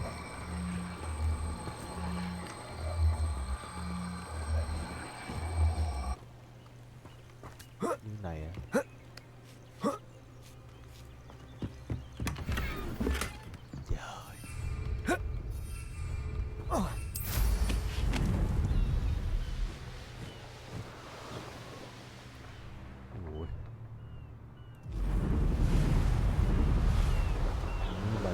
Xấu đây mà. Bướm. Đó, trong đống bướm này hơi nhiều địch nha.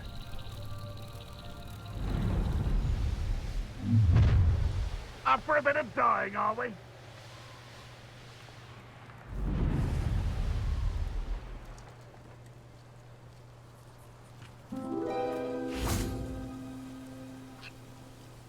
Niffer. Leviosa. Accio.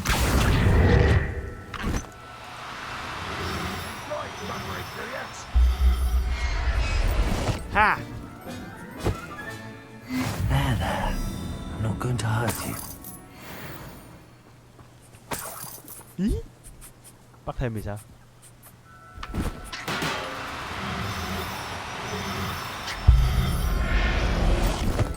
Con hợp lý này. Bắt hết xong về đem cho bà kia bà phóng sanh đi. Đó, bắt hết đem. Ba màu luôn, hợp lý. Leviosa. Đừng chạy lung tung coi.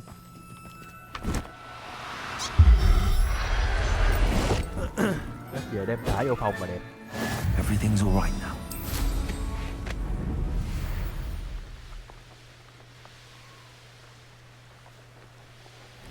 Xong, Sebastian này ở xa thế. Que gì đây vậy? But if you don't fill up so much, you can actually go further. It's true. Eat a big meal, you'll be slowed down.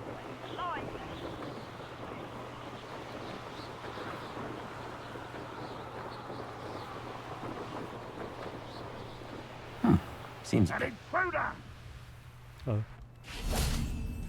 Chú đợi gì? Trời ơi, học sinh tới chơi mà. What are you up to now? Để đây có mấy cái rương. Gà. Bắt con gà không được. Ở đây có một cái quest sắp hỏi á. Revelio. À, thì nó hỏi mất rồi. Rồi.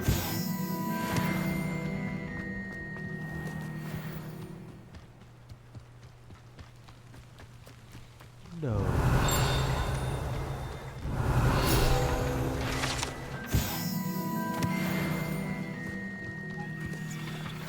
Rồi luôn á.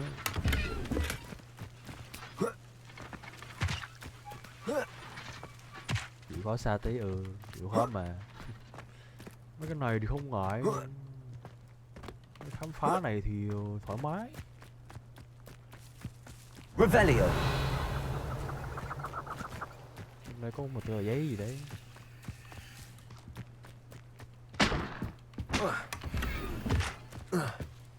Mẹ cứ vô đâu vậy?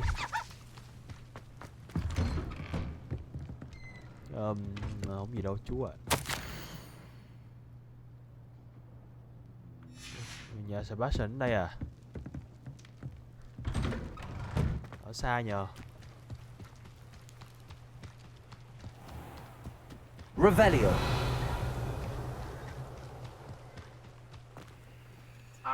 Aloha Mora.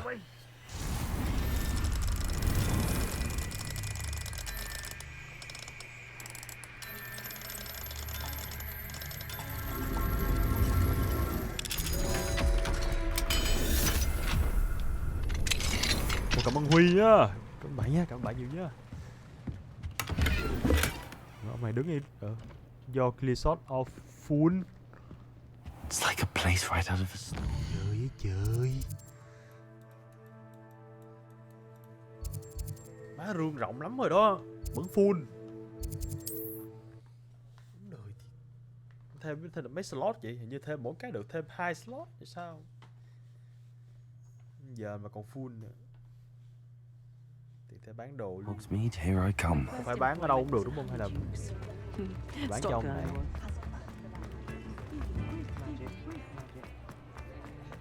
Muggles have made life hard for us. Hello there. Please, come in. Let me know if you need help finding anything.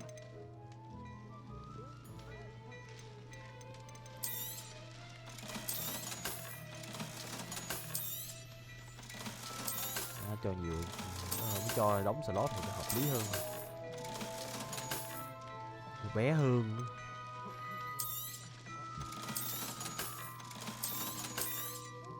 $50.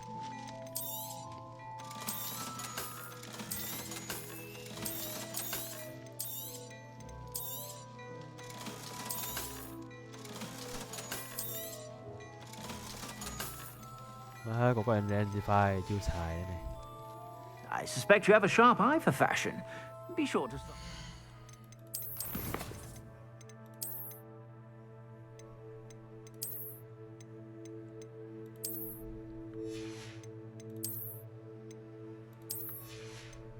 Wow, ui, cái nón hợp thế.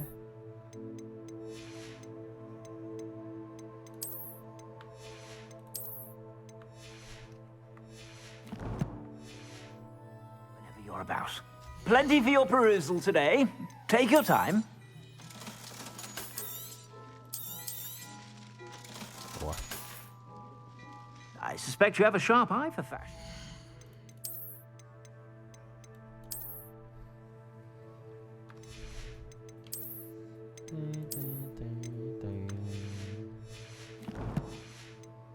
Be sure to stop by whenever you're about. Glad Clementine's finally locked. Đây chả có gì, chả có một cái gì. Revelio.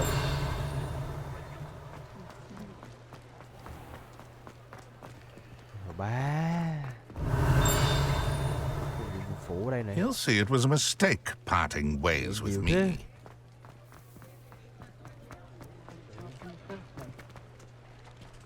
Nhiều lắm luôn á.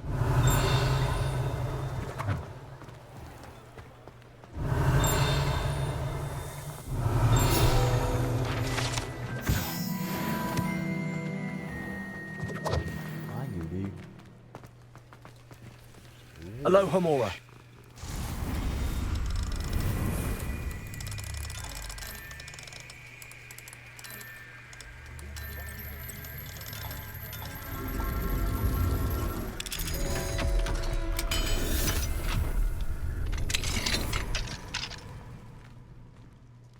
Revelio.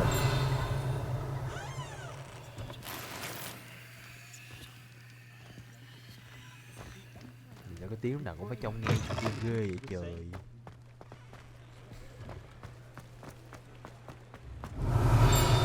Tí là cậu đi chỗ khác ngay lập tức luôn á. Quay lại.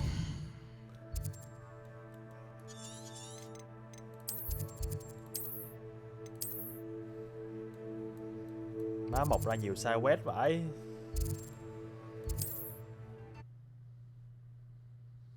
Ít side quest nhất rồi còn thế. Không hiểu luôn á. Không biết ít là ít bao nhiêu nhờ. Mày nghe buồn thiệt. Nói đọc. Wonder who lives here. Dù nhà này màu đúng màu mình thích. Revelio. Enjoy suffering, do you?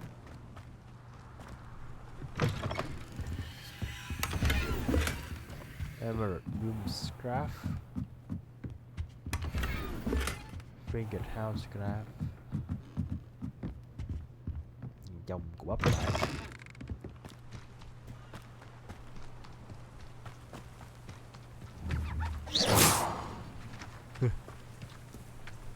Revelio.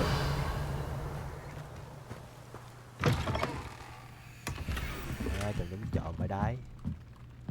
Vô nhà ta đi lụm đồ. Đời. 3 đồng. Xung quanh đây còn có kẻ xấu nữa cơ.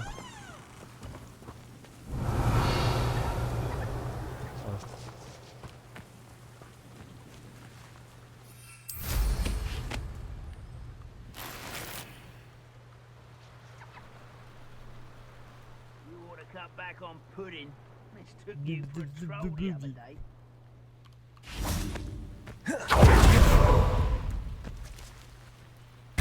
To này. Wow.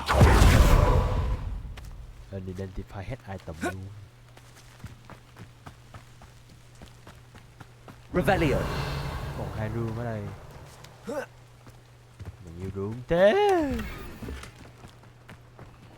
Level 2 lóc. Mái biểu. Hay là mình về mình identify tí nhờ. Xong mình lụm tí lá là đẹp. Xong ra đây là hợp lý này. Có nhiều cái để làm quá. Bắt thú rồi khám phá rồi đặt đồ. Nhiều trò bãi luôn. Mới vào nhà lấy 3 đồng. Nhà nghèo vậy.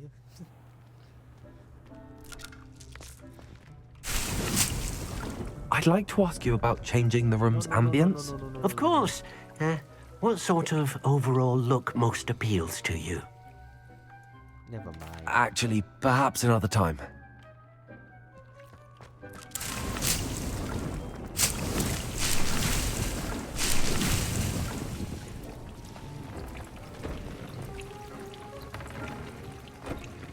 Dệt.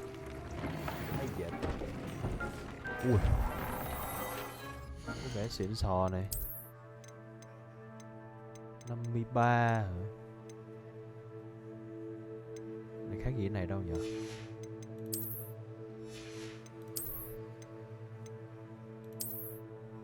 What the fuck? 60. Ui, increase dam of all dam spell này ngon. Má mà trong mắt kính và cái liền thiệt. Con này level 24 ạ. Con này khác màu. 24 lận á. Hình như là nó rớt đồ theo level của mình hay sao á. Đúng không? Đúng kiểu rớt đồ theo kiểu đồ của mình luôn.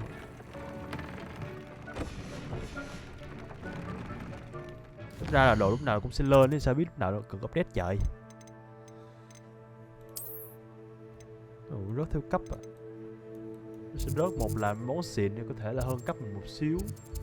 Hơn một cấp. Hoặc là sẽ ngang cấp. Chứ không phải là chỗ nào vậy là tỷ lệ rớt rương của cái này là rớt random. Seems a pleasant enough little place. Nên 90% là rớt random. Mà rớt theo cấp. You made it. Chúng ta ngủ được một giấc luôn á. Bộ mấy cái áo choàng mà giống như cái mền vậy. Enjoying the view. Keeping an eye on things. Feldcroft isn't what it used to be. No one has felt safe here since Ranrock's loyalists took a peculiar interest in that castle over there. Rookwood Castle. My uncle Solomon is a former Auror and refuses to look into it, even after Anne was cursed by one of them. Possibly with a wand, no less. I heard a goblin refer to wizard kind as wand carriers. Are goblins forbidden from carrying wands? Precisely. That's why I'm on the hunt for answers. If I'm to cure her, I need to understand what happened to her. Anne was always the most mischievous of the three of us. Which is saying something, knowing me and ominous. I'm hoping a surprise visit from me and a new friend from Hogwarts will help lift her spirits. Bring back the Anne I used to know. Come on, I'll take you to my uncle's. This way. Chờ, có trong đống đó mà. Mà cái đó chỉ là đẹp thôi sao? Nào nhận Feldcroft used to be a lot livelier. With Ranrock's lot wandering about all the time, everyone stays out of sight. Here we are. My sister should be just inside. Gặp à? Thằng này đang chữa trị cho con em nó. Aha! Sebastian, where did you... Is that what I think it is? We've been over this, boy. Hey. Shrivelfigs cannot reverse a curse. Nothing can. The sooner you accept that reality, the better. But we haven't tried everything. There is no cure! When will you accept that? Never. I can never accept it. Now look what you've done. I'm sorry. Leave.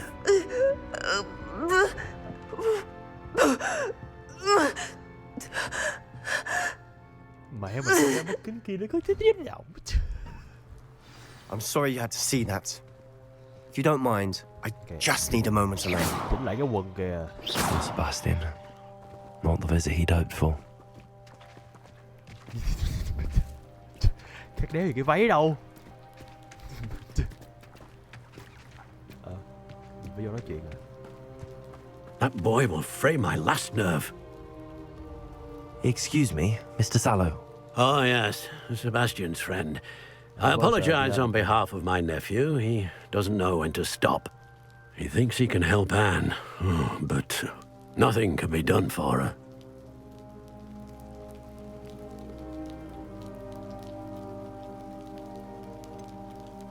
Mình đã theo. It could be that you've not yet discovered the cure. Ah, you sound like Sebastian, thinking you know better than the healers at St. Mungo's. Perhaps the healers don't know everything, sir. Sebastian is single-mindedly focused on finding a way to help his sister. If there is a cure, he will find it. Your faith in Sebastian is misplaced. Some sort of dark magic cursed Anne, and the goblins aren't likely to explain themselves anytime soon. Giving her hope is cruel. The only thing to do now is keep Anne comfortable and stay out of the Loyalists' way.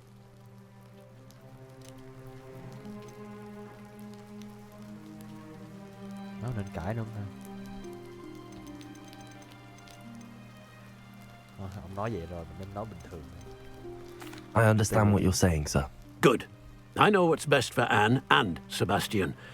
They are my stubborn brother's children. Especially Sebastian. If you really want to be of help, you'll make sure Sebastian does what he should do, not what he wants to do. He's no idea the harm he could do if he doesn't stop. I hope you remember what I've said. Good day. Không nhớ gì hết. Quên rồi. I'm sorry about earlier. Those bouts of pain are difficult to bear. Are you all right, Anne? I didn't mean to intrude. You didn't, truly. And I'm all right. The pain from this curse comes in bouts, and often suddenly. It's not anyone's fault. It's nice to meet you, by the way. You must be the new 5th year Sebastian told me about. I am. Sebastian and I met during a rather lively duel in defense against the dark arts. Oh, dear Professor Hecat. She's a powerful witch. And she knows how to keep students like my brother, and me, in line. I do miss Hogwarts, but I wouldn't mind being at Feldcroft, really, if it wasn't so dreary now. Between the goblins at the castle and my uncle fighting with Sebastian whenever he's home, it's not the cosy retreat it once was. Sebastian mentioned something about your uncle being an ex-Auror, but refusing to go after Ranrock's loyalists. I must say, I wasn't prepared for him to be as angry as he was. Uncle Solomon is frustrated.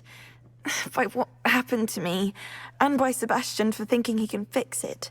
They both mean well, I know they do, but my uncle is right. This curse cannot be undone. I can feel it. Sebastian cannot take away my pain. Chỉ có một phép có Perhaps thể you trị can được help phép him hắc to ám, understand chỉ có là phép hắc ám thôi nhờ.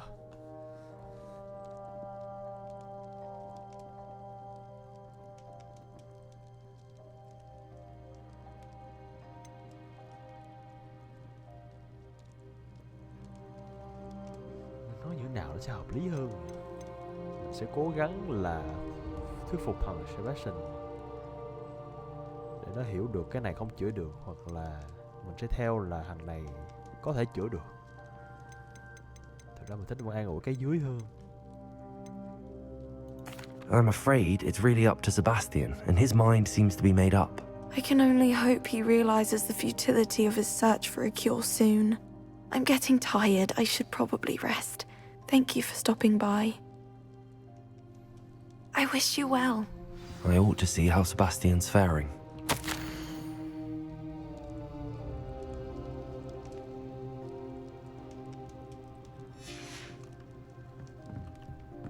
Revelio. Why will he not listen to me? She's my sister. Lấy một cái xong rồi xài một cái à, thiệt luôn á, trời ơi. Mà có một quả kính nào khác không ta?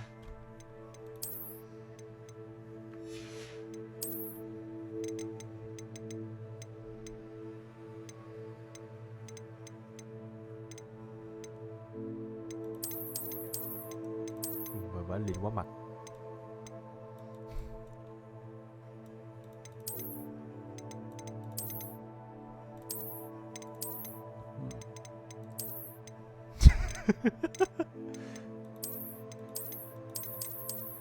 Thì phải trông cái này còn vãi liền hơn cái này à.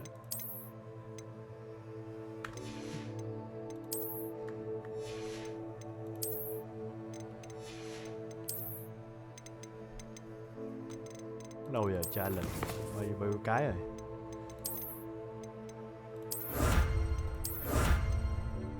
À, mình lấy mấy cái này để mình gắn vô cái áo quần hứa này.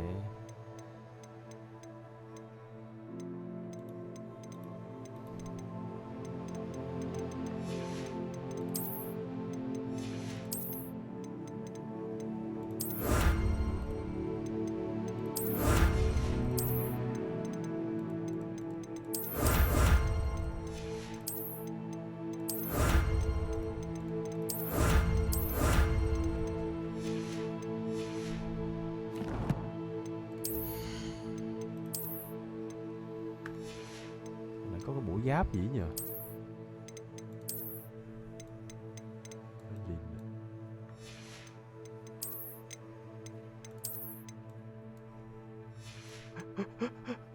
Ôi mẹ, đây gọi là Elden Ring đi theo hướng Trên này, mà y chang luôn à.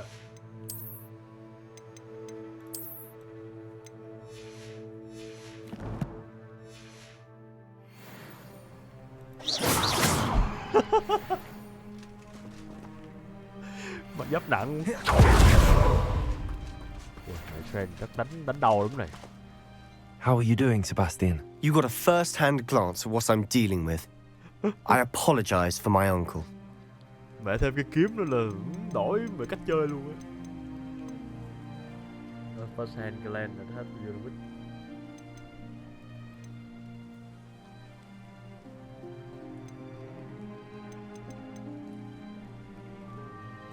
I'll admit, I wasn't expecting him to be so angry. He's always angry. He's been angry since my parents died. Phép, man. After Anne was hurt, he only grew worse. It's as though he blames me somehow, always calling me my father's son, as if that's an insult. I'm the one trying to help her. He's simply given up.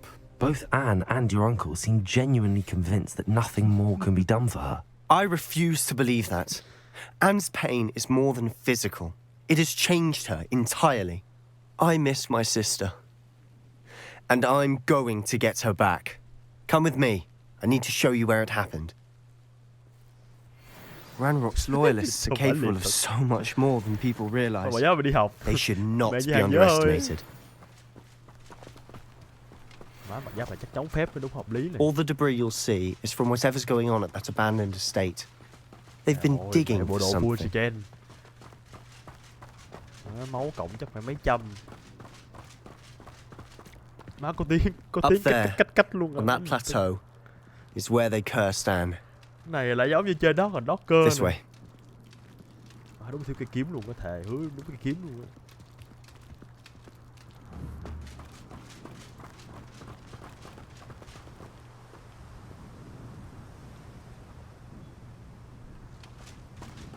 How much longer are we expected to dig through this rubble? Ranrock knows what he's doing.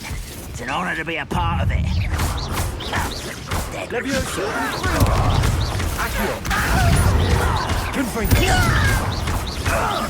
No! Expelliarmus!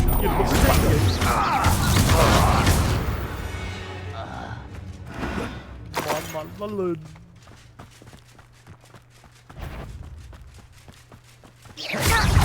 Leviosa! Accio! Showing off, are we? Leviosa! Confringo! Places! Incendio! Are you quite finished? An utterly pitiful display. No! That's embarrassing you. Nó nhìn sai quá liền. You've made your last mistake. Gì cơ? Gì cơ? I was right not to be worried about you. One less. Places! Leviosa! Protego! Arrest them with Incendio! Childish! Leviosa! Accio! Ai da.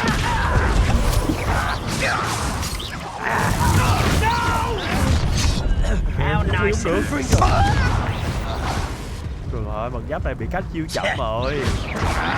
Máu thì trâu đấy. Và bị trừ hết để dòng magic như agi các kiểu rồi. Intelligent. Leviosa!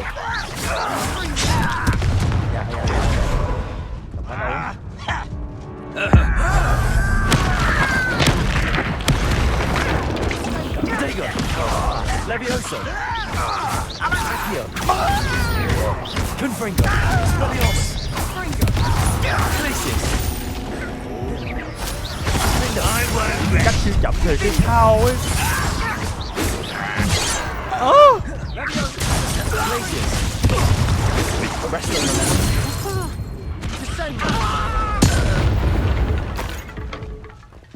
I confess, that was a bit more than I'd bargained for. I tried to warn you. Protego! Thế thầy thôi. Đổi giáp thôi.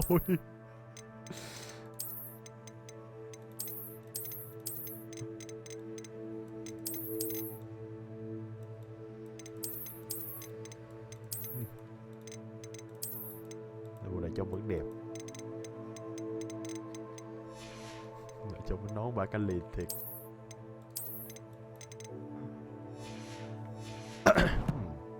Đánh giá là bộ Trên này là rất là trâu nhưng mà rất là yếu về phía gọi là cái chiêu nữa.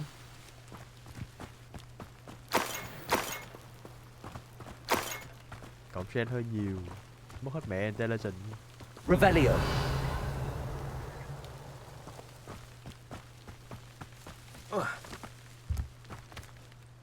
Those loyalists deserved what they got. Couldn't agree more. This is where it happened. We smelled smoke in the middle of the night.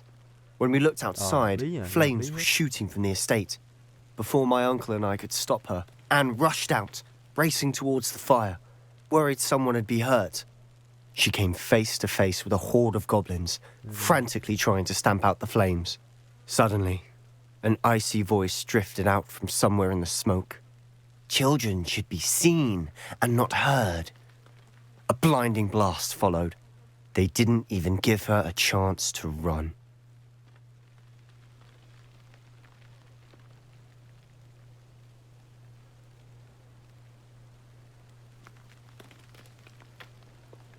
It seems an awfully violent response to a child wandering by. What were they trying to hide? My thoughts exactly. It may be grasping at Billywigs, but I keep thinking that there might be something here that could lead me to whoever cursed Anne. Might be the only way to learn what type of magic harmed her, which could help me find a cure. Perhaps you're right. The loyalists are everywhere, but they do seem to be spending a lot of time here, and it's likely they're hiding something. And at Rookwood Castle. Shall we have a look around? They seem to have set up camp here for a specific reason. They have stations for everything. Thảm hại con bé, lại nguyền gì, xong rồi từ đó dùng cái đó kiểu như trị lại. I've heard that goblin dig sites like these are popping up everywhere. It's a wonder the ministry isn't doing more. Đi tìm Revelio. Whose home was this? Been abandoned long since I've lived here. Rumor was a Hogwarts professor lived here once, centuries ago. But that's all I ever heard.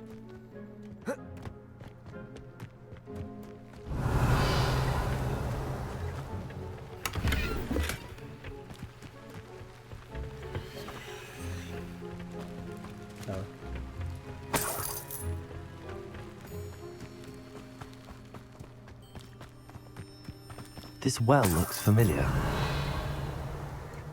Sebastian, I've seen this before. This house, the well, the view. What do you mean? When? Give me a moment. I'll explain in a second. Wingardium Leviosa. Revelio.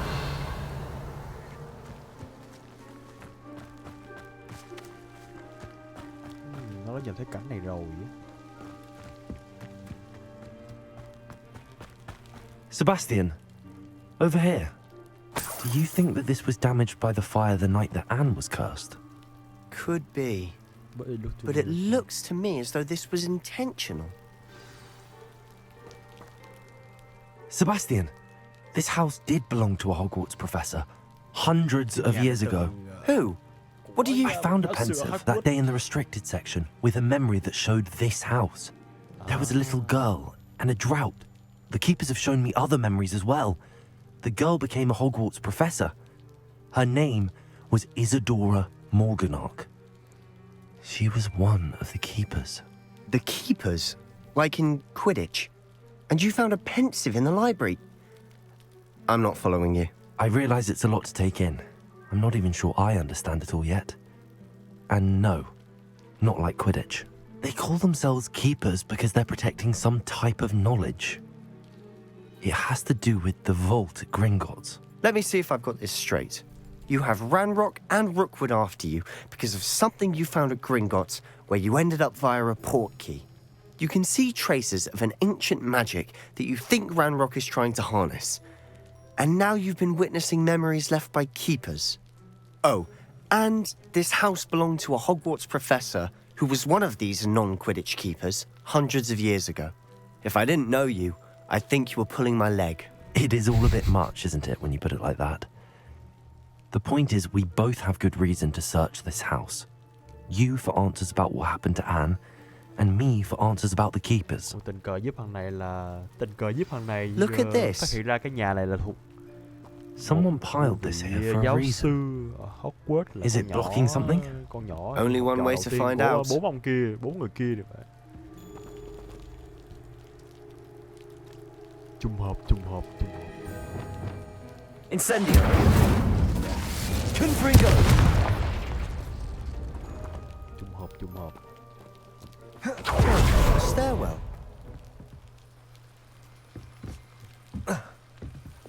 Lumos. Why bother blocking a stairwell? There might be something here worth a closer look. They've left all of Revelio. this simply strewn about. Tells me they're after Lumos. something bigger. I traveled here to learn, but I long to have my internal shock roll is overwhelmed.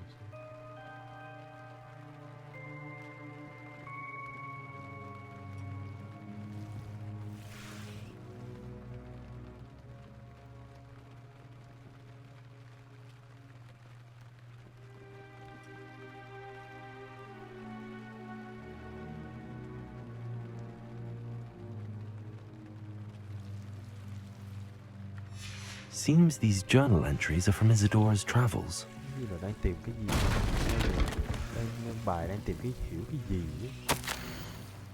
In the second week in the camo arrived day each day. Quá dài thế.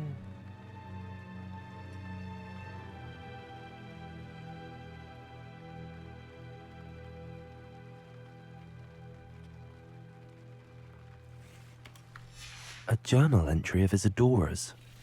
I should hold on to this. Rồi đó thêm tờ giấy nữa nha. Revelio. Revelio. You're not going to believe this. I can see the Undercroft. What? A daydream? Because that happens to me too.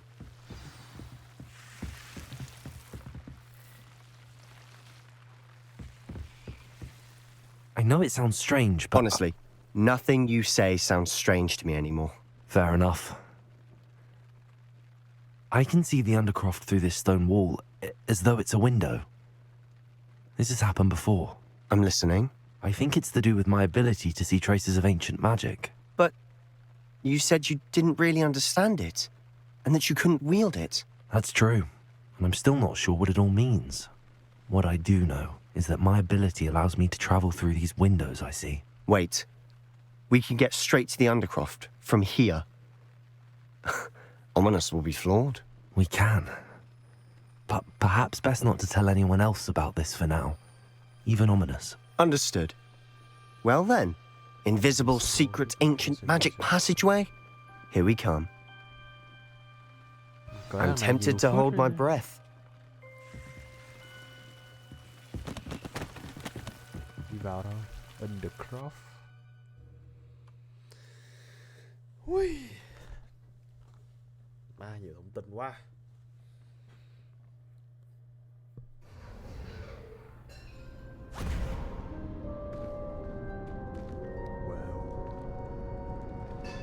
Why would the door lead us here? Sebastian, look. Đây là chả phải chỗ bí mật của thằng này à?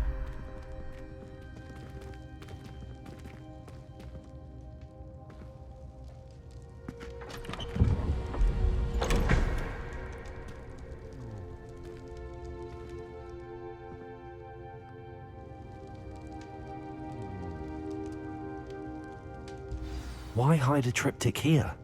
Seems as if something's missing. A note. Let's have a look.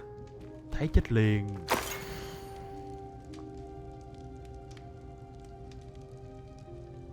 Một cái gì đấy liên quan tới phép. Anything helpful in the note? A rune symbol. I've seen similar symbols used by the keepers. I've been thinking.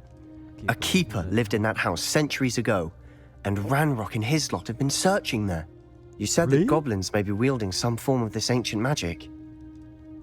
Do you think Anne was cursed by ancient magic? I can't be sure, of course, but I don't think so. I didn't see any traces of it around your sister. Very well. But that doesn't mean it's not ancient magic. There's still so much we don't know about it. True. Perhaps this triptych will lead us to answers. Then we'll have to unravel what this all means. But now I need to see Ominous. Don't worry, I won't tell him anything.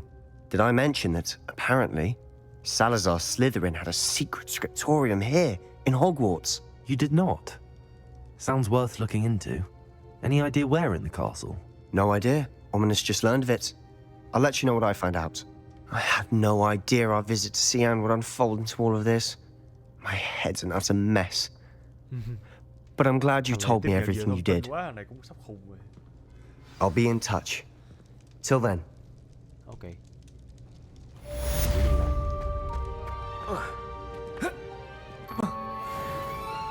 Revelio.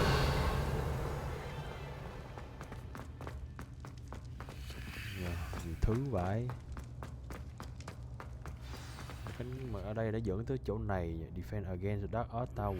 Meet me near the ruins of Falbaton Castle. After dark. Do not tell anyone. Do not tell anyone nữa. Mà sao mấy này bí hiểm thế nhờ?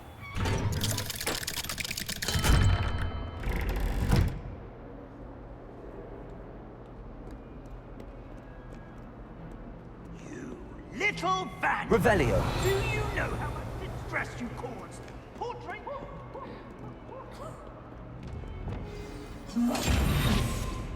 Lêu lêu. Ủa? Gì mẹ thấy mình rồi. Ngủ đi. À. Revelio.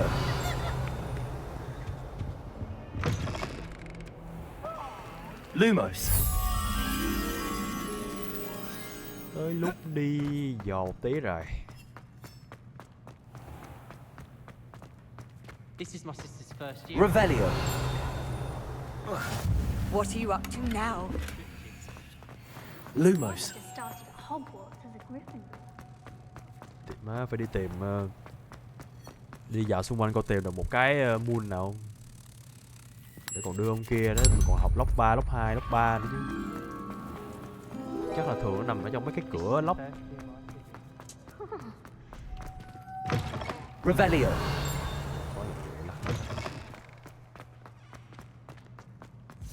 My entire family's been sorted into HOGWARTS.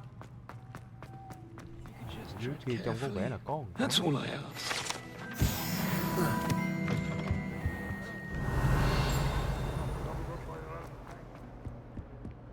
142 staircases, and this is where they put me.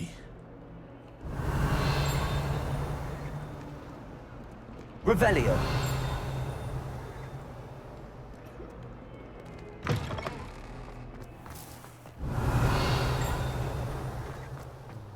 Khó nhè. Levioso.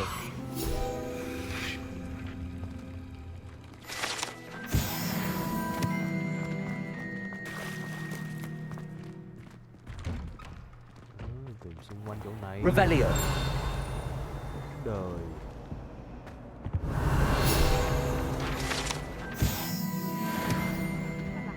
I have a potion idea that I took.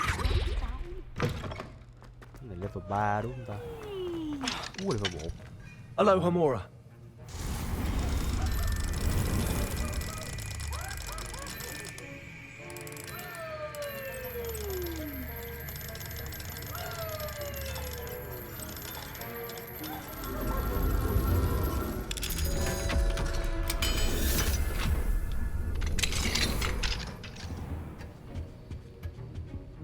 Ngon, mấy có gì hết. Revelio. Má, tìm mấy cái kia chắc bill. I've always said that. Chắc có khi ở Hobbit chắc phải có mấy cái nhờ.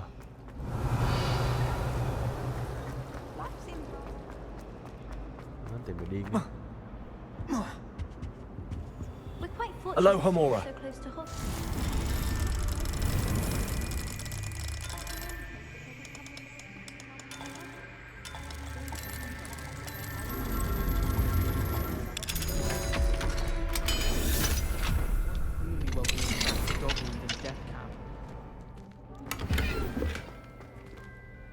Levioso.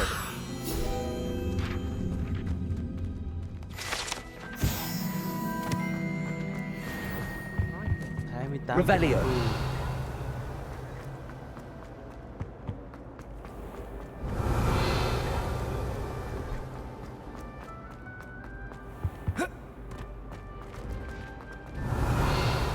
Đây có cái nào này không? Có thường ở phòng mình, bây giờ còn cái house token nó chưa đủ nữa này. Ôi nhiều quá. Fuck. Upstairs from the entry to the room of requirement. Một phòng học mới này, Midnight near. Require phải có học phép Wingardium Leviosa, chắc là đi nâng đồ. Còn cái này là In the Shadow of the Bloodline, Sebastian and Ominous were seen in the Great Hall. I should find out what is it about. Này là hai thằng kia đang nói chuyện nhau, phải tìm hiểu con nó đang làm gì kiểu vậy.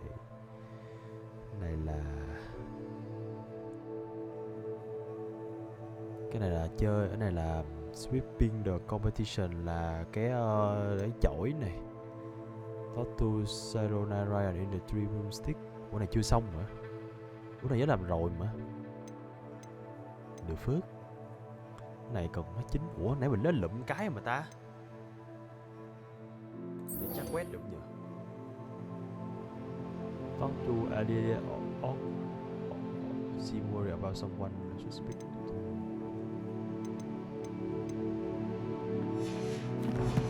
Này chắc quét chắc là không có. Ok, mới có à? Ui giời ơi, cái này có chắc quét mà. Ok, khi mai mình làm cái này xong rồi đi chơi tiếp là hợp lý này. Trời ơi. Thôi, chơi đến đây thôi anh em ạ. Ôi, má nhiều thông tin quá. Ôi, chơi phơi violin